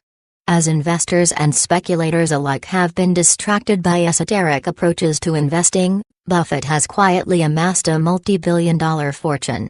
Throughout, businesses have been his tools, common sense his philosophy. How did he do it? Given the documented success of Buffett's performance coupled with the simplicity of his methodology, the more appropriate question is, why don't other investors apply his approach? The answer may lie in how people think about investing. When Buffett invests, he sees a business. Most investors see only a stock price. They spend far too much time and effort watching, predicting, and anticipating price changes and far too little time understanding the business they are part owner of. Elementary as this may be, it is the root that distinguishes Buffett. While other professional investors are busy studying capital asset pricing models, beta, and modern portfolio theory, Buffett studies income statements, capital reinvestment requirements, and the cash-generating capabilities of his companies. His hands-on experience with a wide variety of businesses in many industries separates Buffett from all other professional investors. Can you really explain to a fish what it's like to walk on land? Buffett asks. One day on land is worth 1,000 years of talking about it, and one day running a business has exactly the same kind of value. 3. According to Buffett, the investor and the business person should look at the company in the same way, because they both want essentially the same thing. The business person wants to buy the entire company and the investor wants to buy portions of the company. Theoretically, the business person and the investor, to earn a profit, should be looking at the same variables. If adapting Buffett's investment strategy required only changing perspective, then probably more investors would become proponents. However, applying Buffett's approach requires changing not only perspective but also how performance is evaluated and communicated. The traditional yardstick for measuring performance is price change, the difference between what you originally paid for a stock and its market price today. In the long run, the market price of a stock should approximate the change in value of the business. However, in the short run, prices can swoop widely above and below a company's value for any number of illogical reasons. The problem remains that most investors use these short-term price changes to gauge the success or failure of their investment approach, even though the changes often have little to do with the changing economic value of the business and much to do with anticipating the behavior of other investors. To make matters worse, clients require professional money to report performance in quarterly periods. Knowing that they must improve short-term performance or risk losing clients, professional investors become obsessed with chasing stock prices. Buffett believes it is foolish to use short-term prices to judge a company's success. Instead, he lets his companies report their value to him by their economic progress. Once a year, he checks several variables: return on beginning shareholders' equity, change in operating margins, debt levels, and capital expenditure needs, the company's cash-generating ability. If these economic measurements are improving, he knows the share price, over the long term, should reflect this. What happens to the stock price in the short run is inconsequential. Investing the Warren Buffett way. The major goal of this book is to help investors understand and employ the investment strategies that have made Buffett successful. It is my hope that, having learned from his past experiences, you will be able to go forward and apply his methods. Perhaps in the future you may see examples of Buffett-like purchases and will be in a position to profit from his teachings. For instance, when the stock market forces the price of a good business downward, as it did to the Washington Post, or when a specific risk temporarily punishes a business, as it did Wells Fargo, or when investor indifference allows a superior business such as Coca-Cola to be priced at half of its intrinsic value. Investors who know how to think and act like Buffett will be rewarded. The Warren Buffett way is deceptively simple. There are no computer programs to learn, no cumbersome investment banking manuals to decipher. There is nothing scientific about valuing a business and then paying a price that is below this business value. What we do is not beyond anybody else's competence, says Buffett. It is just not necessary to do extraordinary things to get extraordinary results. The irony is that Buffett's success lies partly in the failure of others. It has been helpful to me, he explains, to have tens of thousands, students, turned out of business schools taught that it didn't do any good to think. 6. I do not mean to imply that Buffett is average, far from it. He is unquestionably brilliant. But the gap between Buffett and other professional investors is widened by their own willingness to play a loser's game that Buffett chooses not to play. Readers of this book have the same choice. Whether you are financially able to purchase 10% of a company or merely 100 shares, the Warren Buffett way can help you achieve profitable investment returns. But this approach will help only those investors who are willing to help themselves. To be successful, you must be willing to do some thinking on your own. If you need constant affirmation, particularly from the stock market, that your investment decisions are correct, you will diminish your benefits. But if you can think for yourself, apply relatively simple methods, and have the courage of your convictions, you will greatly increase your chances for profit. Whenever people try something new, there is initial apprehension. Adopting a new and different investment strategy will naturally evoke some uneasiness. In the Warren Buffett way, the first step is the most challenging. If you can master this first step, the rest of the way is easy. Step 1. Turn off the stock market. Remember that the stock market is manic depressive. Sometimes it is wildly excited about future prospects, and at other times it is unreasonably depressed. Of course, this behavior creates opportunities, particularly when shares of outstanding businesses are available at irrationally low prices. But just as you would not take direction from an advisor who exhibited manic depressive tendencies, neither should you allow the market to dictate your actions. The stock market is not a preceptor, it exists merely to assist you with the mechanics of buying or selling shares of stock. If you believe that the stock market is smarter than you are, give it your money by investing in index funds. But if you have done your homework and understand your business and are confident that you know more about your business than the stock market does, turn off the market. Buffett does not have a stock quote machine in his office and he seems to get by just fine without it.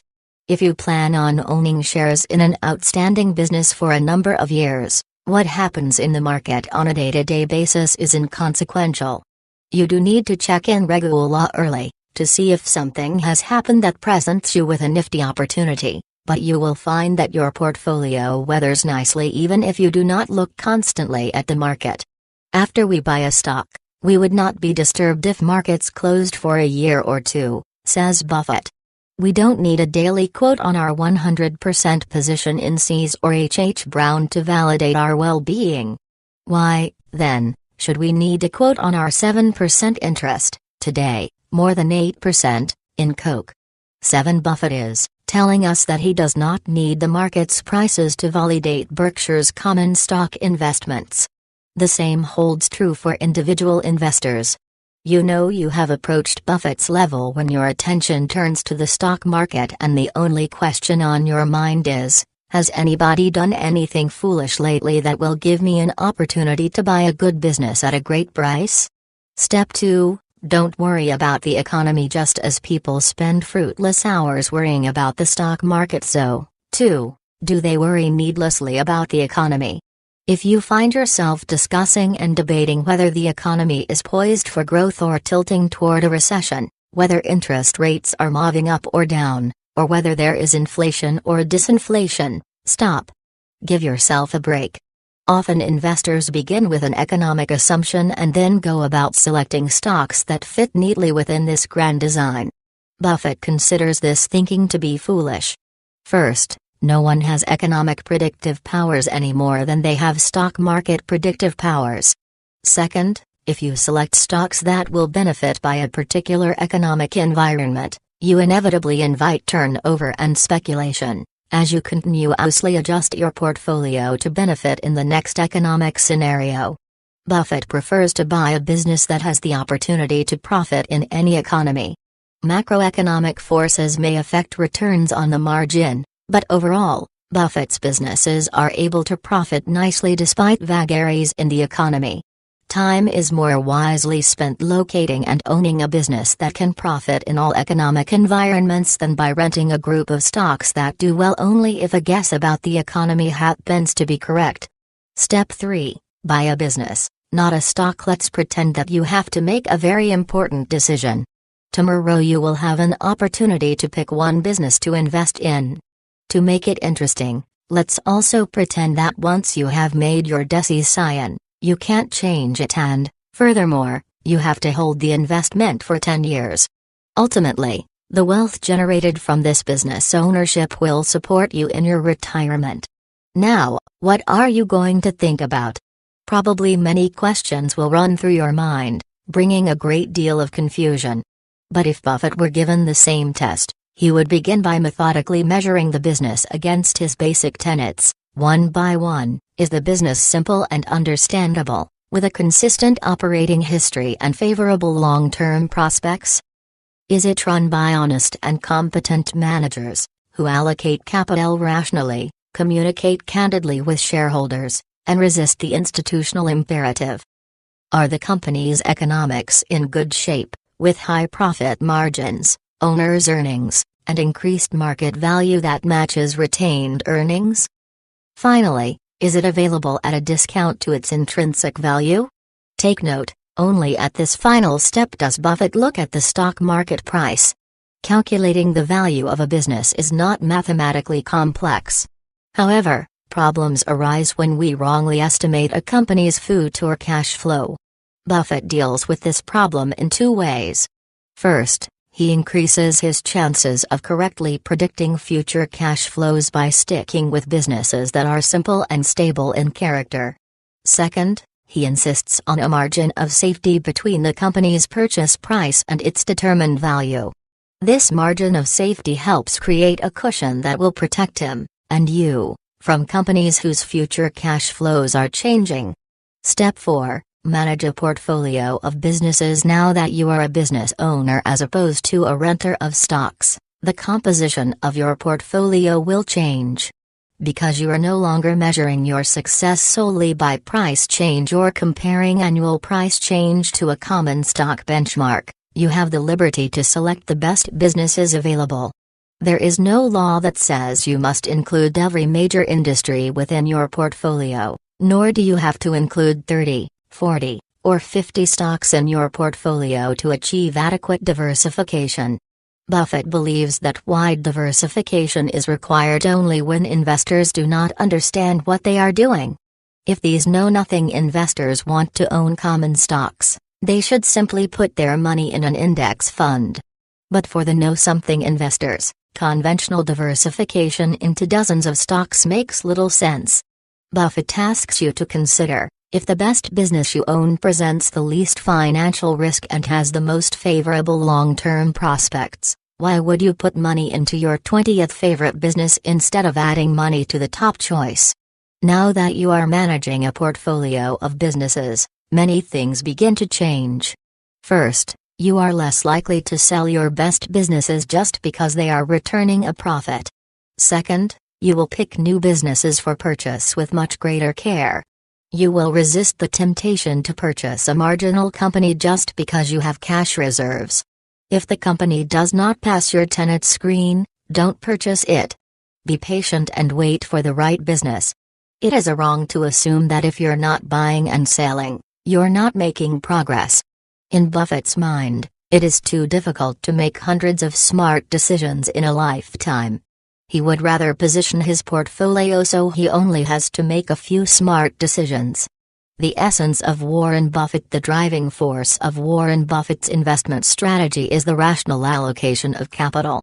Determining how to allocate a company's earnings is the most important decision a manager will make. Rationality, displaying rational thinking when making that choice, is the quality Buffett most admires.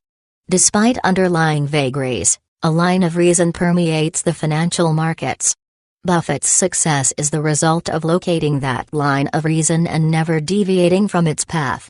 Buffett has had his share of failures and no doubt will have a few more in the years ahead.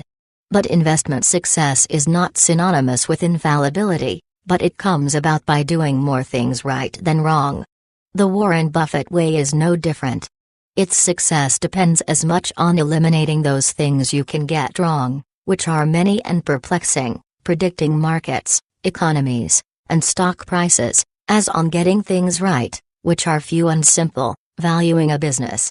When Buffett purchases stocks, he focuses on two simple variables: the price of the business and its value. The price of a business can be found by looking up its quote.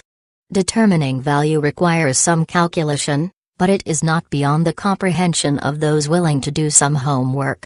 Because you no longer worry about the stock market, the economy, or predicting stock prices, you are now free to spend more time understanding your businesses. You can spend more productive time reading annual reports and business and industry articles that will improve your knowledge as an owner. In fact, the more willing you are to investigate your own business, the less dependent you will be on others who make a living advising people to take irrational action. Ultimately, the best investment ideas will come from doing your own homework. However, you should not feel intimidated. The Warren Buffett way is not beyond the comprehension of most serious investors. You do not have to become an MBA-level authority on business valuation to use it successfully. Still, if you are uncomfortable applying these tenets yourself, nothing prevents you from asking your financial advisor these same questions. In fact, the more you enter into a dialogue on price and value, the more you will begin to understand and appreciate the Warren Buffett way. Buffett, over his lifetime, has tried different investment gambits. At a young age he even tried his hand at stock charting. He has studied with the brightest financial mind of the 20th century, Benjamin Graham, and managed and owned a host of businesses with his partner, Charlie Munger. Over the past 5 decades, Buffett has experienced double-digit interest rates, hyperinflation, and stock market crashes. Through all the distractions, he found his niche, that point where all things make sense, where investment strategy cohabits with personality. Our investment attitude, said Buffett, fits our personalities and the way we want to live our lives. 6. Buffett's attitude easily reflects this harmony. He is always upbeat and supportive. He is genuinely excited about coming to work every day. I have in life all I want right here, he says. I love every day. I mean, I tap dance in here and work with nothing but people I like. 7. There is no job in the world, he says, that is more fun than running Berkshire, and I count myself lucky to be where I am. Afterward. Managing money the Warren Buffett way. I began my money management career at Legg Mason in the summer of 1984. It was a typical hot and humid day in Baltimore. 14 newly minted investment brokers, including myself, walked into an open-windowed conference room to begin our training. Sitting down at our desks, we all received a copy of The Intelligent Investor by Benjamin Graham, a book I had never heard of, and a photocopy of the 1983 Berkshire Hathaway Annual Report, a company I had never heard of, written by Warren Buffett, a man I had never heard of. The first day of class included introductions and welcomes from top management, including some of the firm's most successful brokers. One after another, they proudly explained that Legg Mason's investment philosophy was 100% value-based. Clutching the intelligent investor, each took a turn at reciting chapter and verse from this holy text. Buy stocks with low price-to-earnings ratios, P/E, low price-to-book value, and high dividends, they said. Don't pay attention to the stock market's daily gyrations, they said. Its siren song would almost certainly pull you in the wrong direction. Seek to become a contrarian, they said. Buy stocks that are down in price and unpopular so you can later sell them at higher prices when they again become popular. The message we received throughout the first day was both consistent and logical. We spent the afternoon analyzing value line research reports and learning to distinguish between stocks that were down in price and appeared to be cheap and stocks that were up in price and appeared to be expensive. By the end of our first training session, we all believed we were in possession of the holy grail of investing. As we packed up our belongings, our instructor reminded us to take the Berkshire Hathaway annual report with us and read it before tomorrow's class. Warren Buffett, she cheerily reminded us, was Benjamin Graham's most famous student, you know. Back in my hotel room that night, I was wrung out with exhaustion. My eyes were blurry and tired, and my head was swimming with balance sheets, income statements, and accounting ratios. Quite honestly, the last thing I wanted to do was to spend another hour or so reading an annual report. I was sure if one more investing factoid reached my inner skull, it would certainly explode. Reluctantly and very tiredly, I picked up the Berkshire Hathaway report. It began with a salutation to the shareholders of Berkshire Hathaway Incorporated. Here Buffett outlined the company's major business principles. Our long-term economic goal is to maximize the average annual rate of gain in intrinsic value on a per-share basis, he wrote. Our preference would be to reach this goal by directly owning a diversified group of businesses that generate cash and consistently earn above-average returns on capital. He promised, we will be candid in our reporting to you, emphasizing the pluses and minuses important in appraising business value. Our guideline is to tell you the business facts that we would want to know if our positions were reversed. The next 14 pages outline Berkshire's major business holdings including Nebraska Furniture Mart, Buffalo Evening News, See's Candy Shops, and the Government Employees Insurance Company. And true to his word, Buffett proceeded to tell me everything I would want to know about the economics of these businesses, and more. He listed the common stocks held in Berkshire's insurance portfolio, including affiliated Publications, General Foods, Ogilvy and Mather, R.J. Reynolds Industries, and The Washington Post. I was immediately struck by how seamlessly Buffett moved back and forth between describing the stocks in the portfolio and the business attributes of Berkshire's major holdings.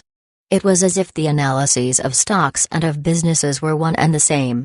Granted, I had spent the entire day in class analyzing stocks, which I knew were partial ownership interests in businesses, but I had not made this most important analytical connection. When I studied value line reports, I saw accounting numbers and financial ratios. When I read the Berkshire Hathaway report, I saw businesses, with products and customers. I saw economics and cash earnings. I saw competitors and capital expenditures. Perhaps I should have seen all that when I analyzed the value line reports, but for whatever reason, it did not resonate in the same way. As I continued to read the Berkshire report, the entire world of investing, which was still somewhat mysterious to me, began to open. That night, in one epiphanic moment, Warren Buffett revealed the inner nature of investing. The next morning, I was bursting with a newly discovered passion for investing, and when the training class was completed, I quickly returned to Philadelphia with a single-minded purpose. I was going to invest my clients' money in the same fashion as did Warren Buffett.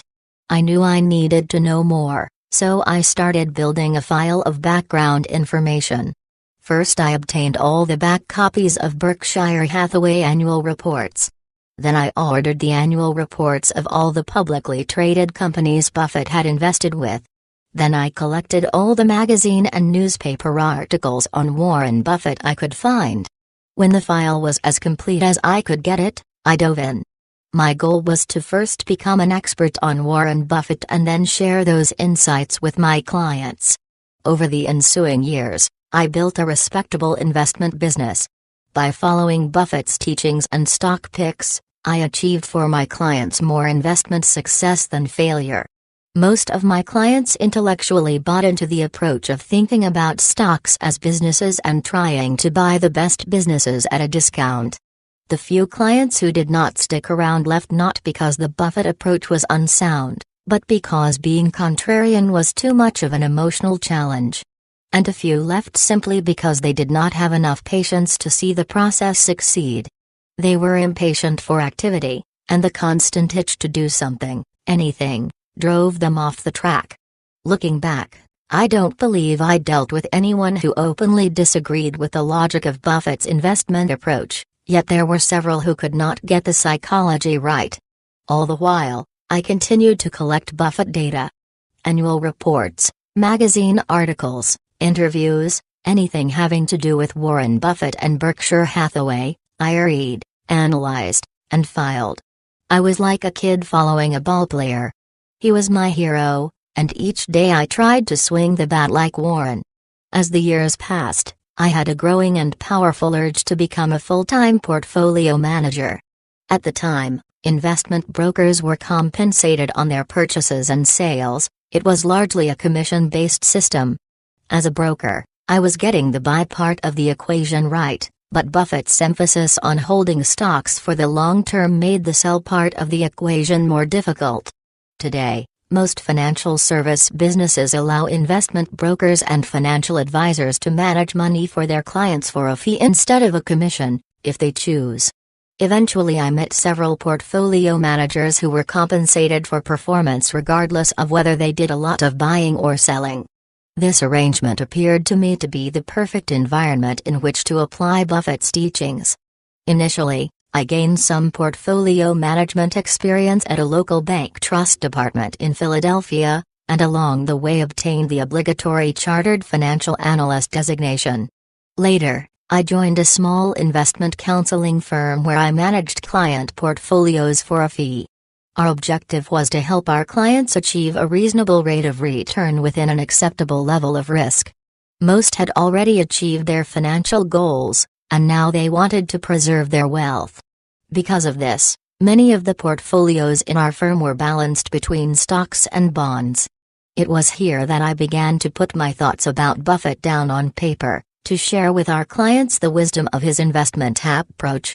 After all, Buffett, who had been investing for 40 years, had built up a pretty nice nest egg. Learning more about how he did it certainly couldn't hurt.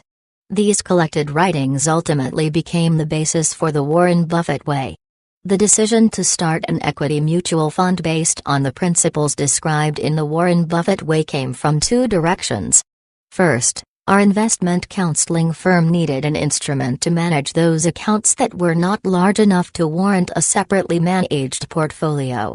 Second, I wanted to establish a discretionary performance record that was based on the teachings of the book.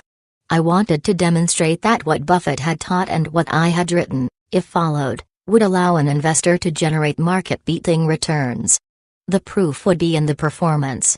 The new fund was established on April 17, 1995. Armed with the knowledge gained by having studied Warren Buffett for over 10 years, coupled with the experience of managing portfolios for 7 of those years, I felt we were in a great position to help our clients achieve above-average results. Instead, what we got was 2 very mediocre years of investment performance. What happened? As I analyzed the portfolio and the stock market during this period, I discovered 2 important but separate explanations. First, when I started the fund, I populated the portfolio mostly with Berkshire Hathaway-type stocks, newspapers, beverage companies, other consumer non-durable businesses, and selected financial service companies. I even bought shares of Berkshire Hathaway.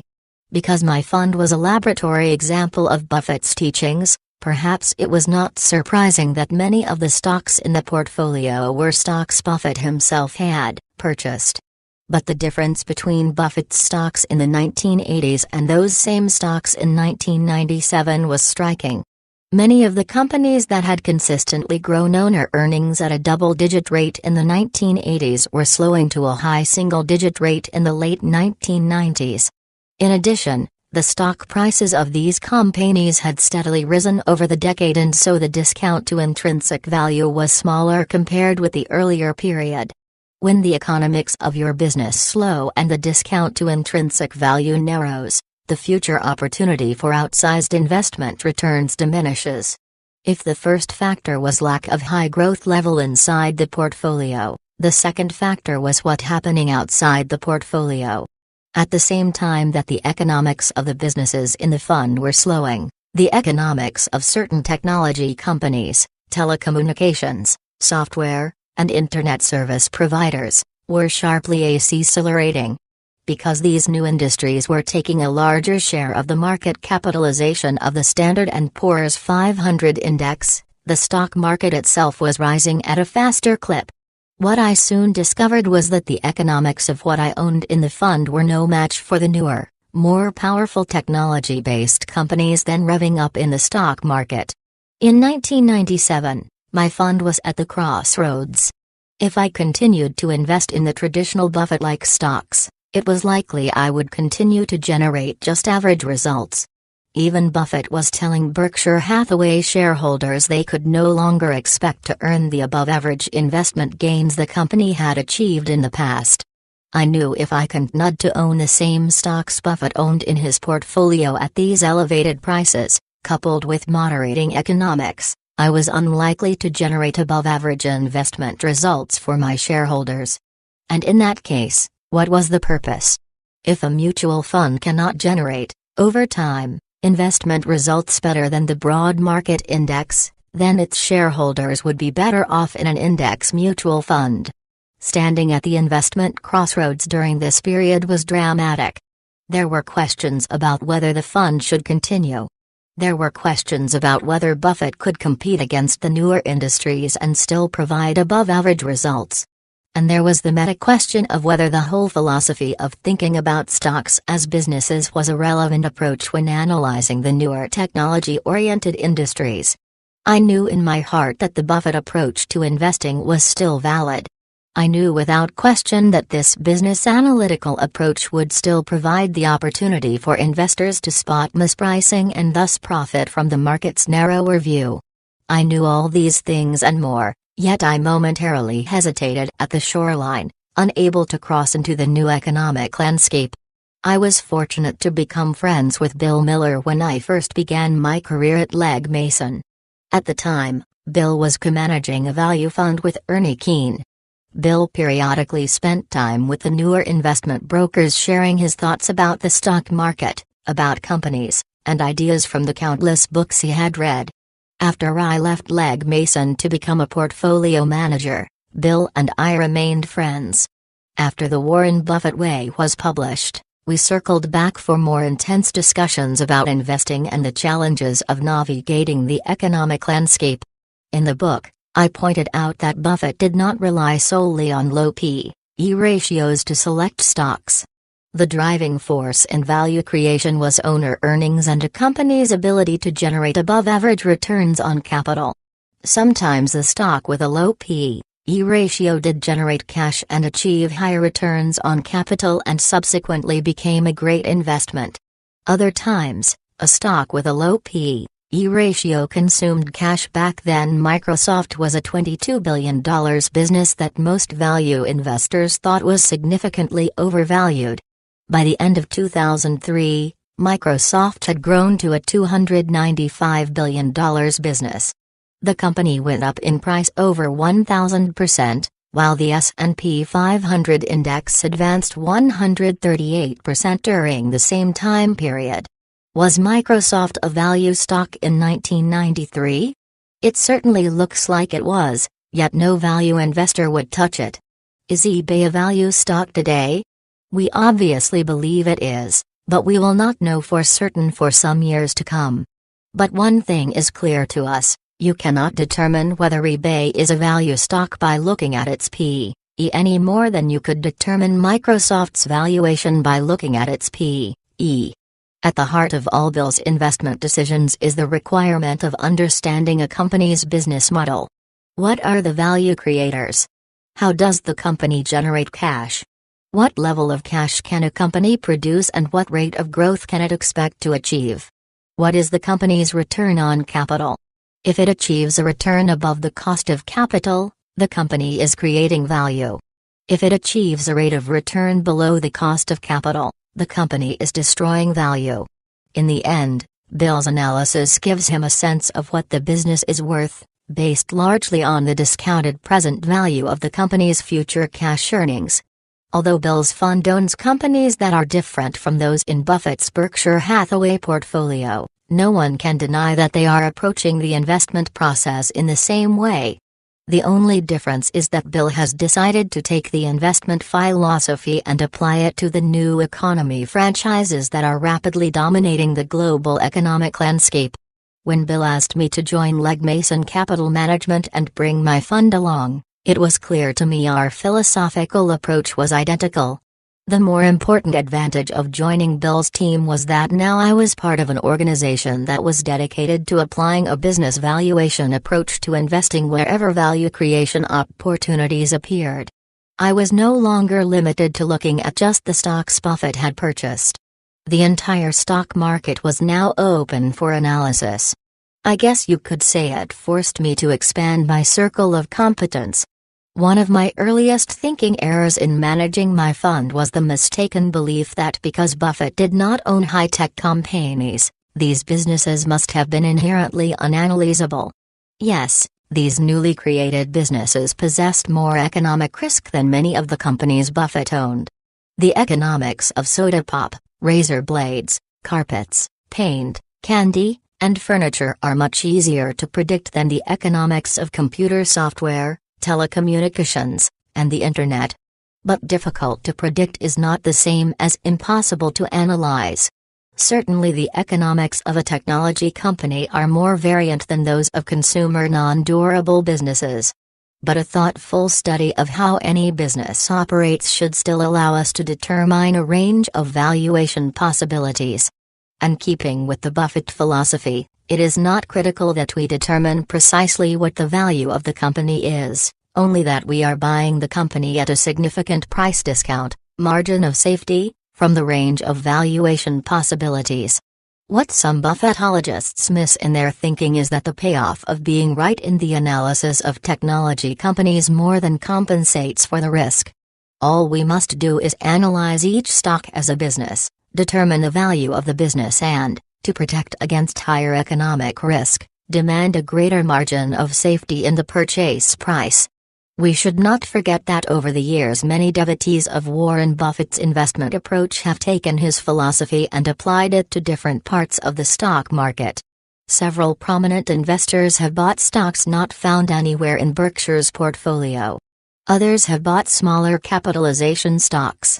A few have taken Buffett's approach into the international market and purchased foreign securities. The important takeaway is this: Buffett's investment approach is applicable to all types of businesses, regardless of industry, regardless of market capitalization, regardless of where the business is domiciled. Since becoming part of Legg Mason Capital Management in 1998, my growth fund has enjoyed a remarkable period of superior investment performance. The reason for this much better performance is not that the philosophy or process changed, but that the philosophy and process were applied to a larger universe of stocks. When portfolio managers and analysts are willing to study all types of business models, regardless of industry classification, the opportunity to exploit the market's periodic mispricing greatly expands, and this translates into better returns for our shareholders. This does not mean we do not have an occasional bad year, bad quarter, or bad month. It simply means when you add up all the times we lost money relative to the market, using any time period, the amount of money we lost was smaller than the amount of money we made when we outperformed the market. In this respect, the record of this fund is not far different from other focused portfolios. Think back to the performance of Charlie Munger, Bill Ruane, and Lou Simpson. Each one achieved outstanding long-term performance but endured periods of short-term underperformance. Each one employed a business valuation process to determine whether stocks were mispriced. Each one ran concentrated, low-turnover portfolios. The process they used enabled them to achieve superior long-term results at the expense of a higher standard deviation. Michael Mauboussin, the chief investment strategist at Legg Mason Capital Management, conducted a study of the best-performing mutual funds between 1992 and 2002. He screened for funds that had one manager during the period, had assets of at least $1 billion, and beat the Standard & Poor's 500 index over the 10-year period. 31 to all funds made the cut. Then he looked at the process each manager used to beat the market, and isolated 4 attributes that set this group apart from the majority of fund managers. 1. Portfolio turnover. As a whole, the market-beating mutual funds had an average turnover ratio of about 30%. This stands in stark contrast to the turnover for all equity funds, 110%. 2. Portfolio concentration. The long-term outperformers tend to have higher portfolio concentration than the index or other general equity funds.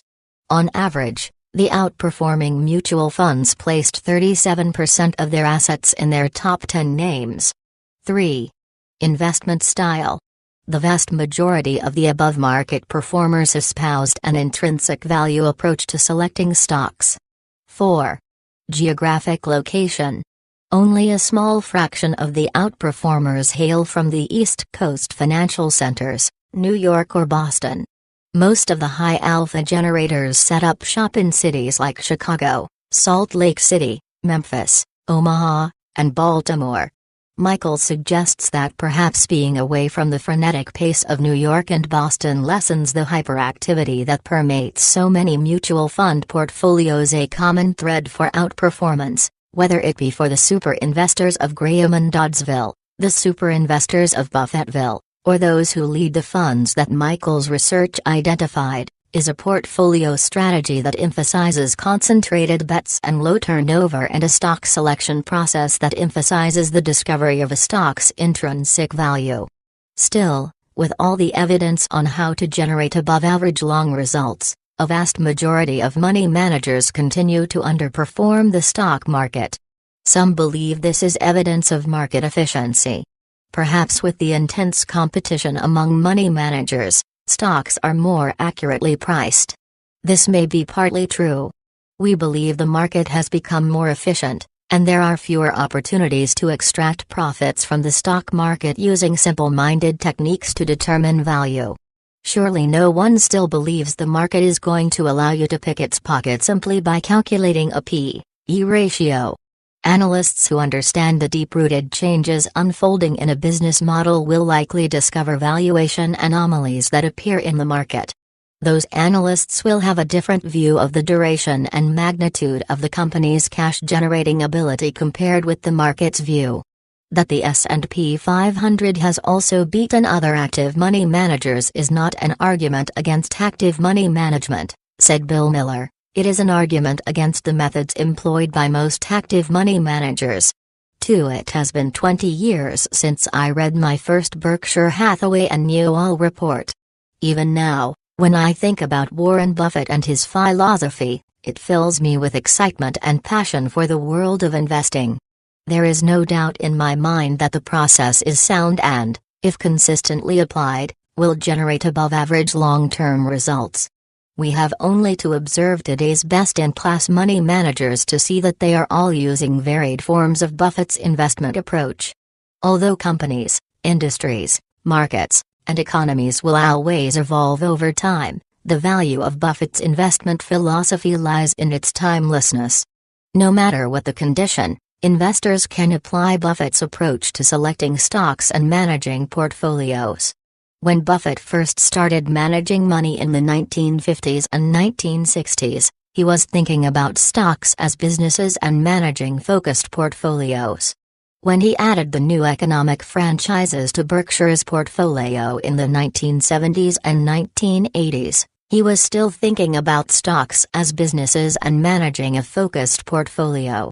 When Bill Miller bought technology and internet companies for his value fund in the 1990s and into the first half of this decade, he was thinking about stocks as businesses and managing a focused portfolio.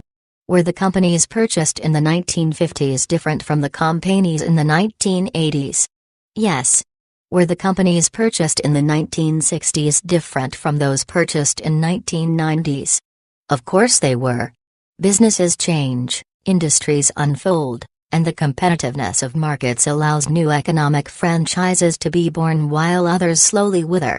Throughout the constant evolution of markets and companies, it should be comforting for investors to realize there is an investment process that remains robust even against the inevitable forces of change. At Berkshire's 2004 annual meeting, a shareholder asked Warren whether, looking back, he would change anything about his approach. "If we were to do it over again, we'd do it pretty much the same way," he answered. "We'd read everything in sight about businesses and industries.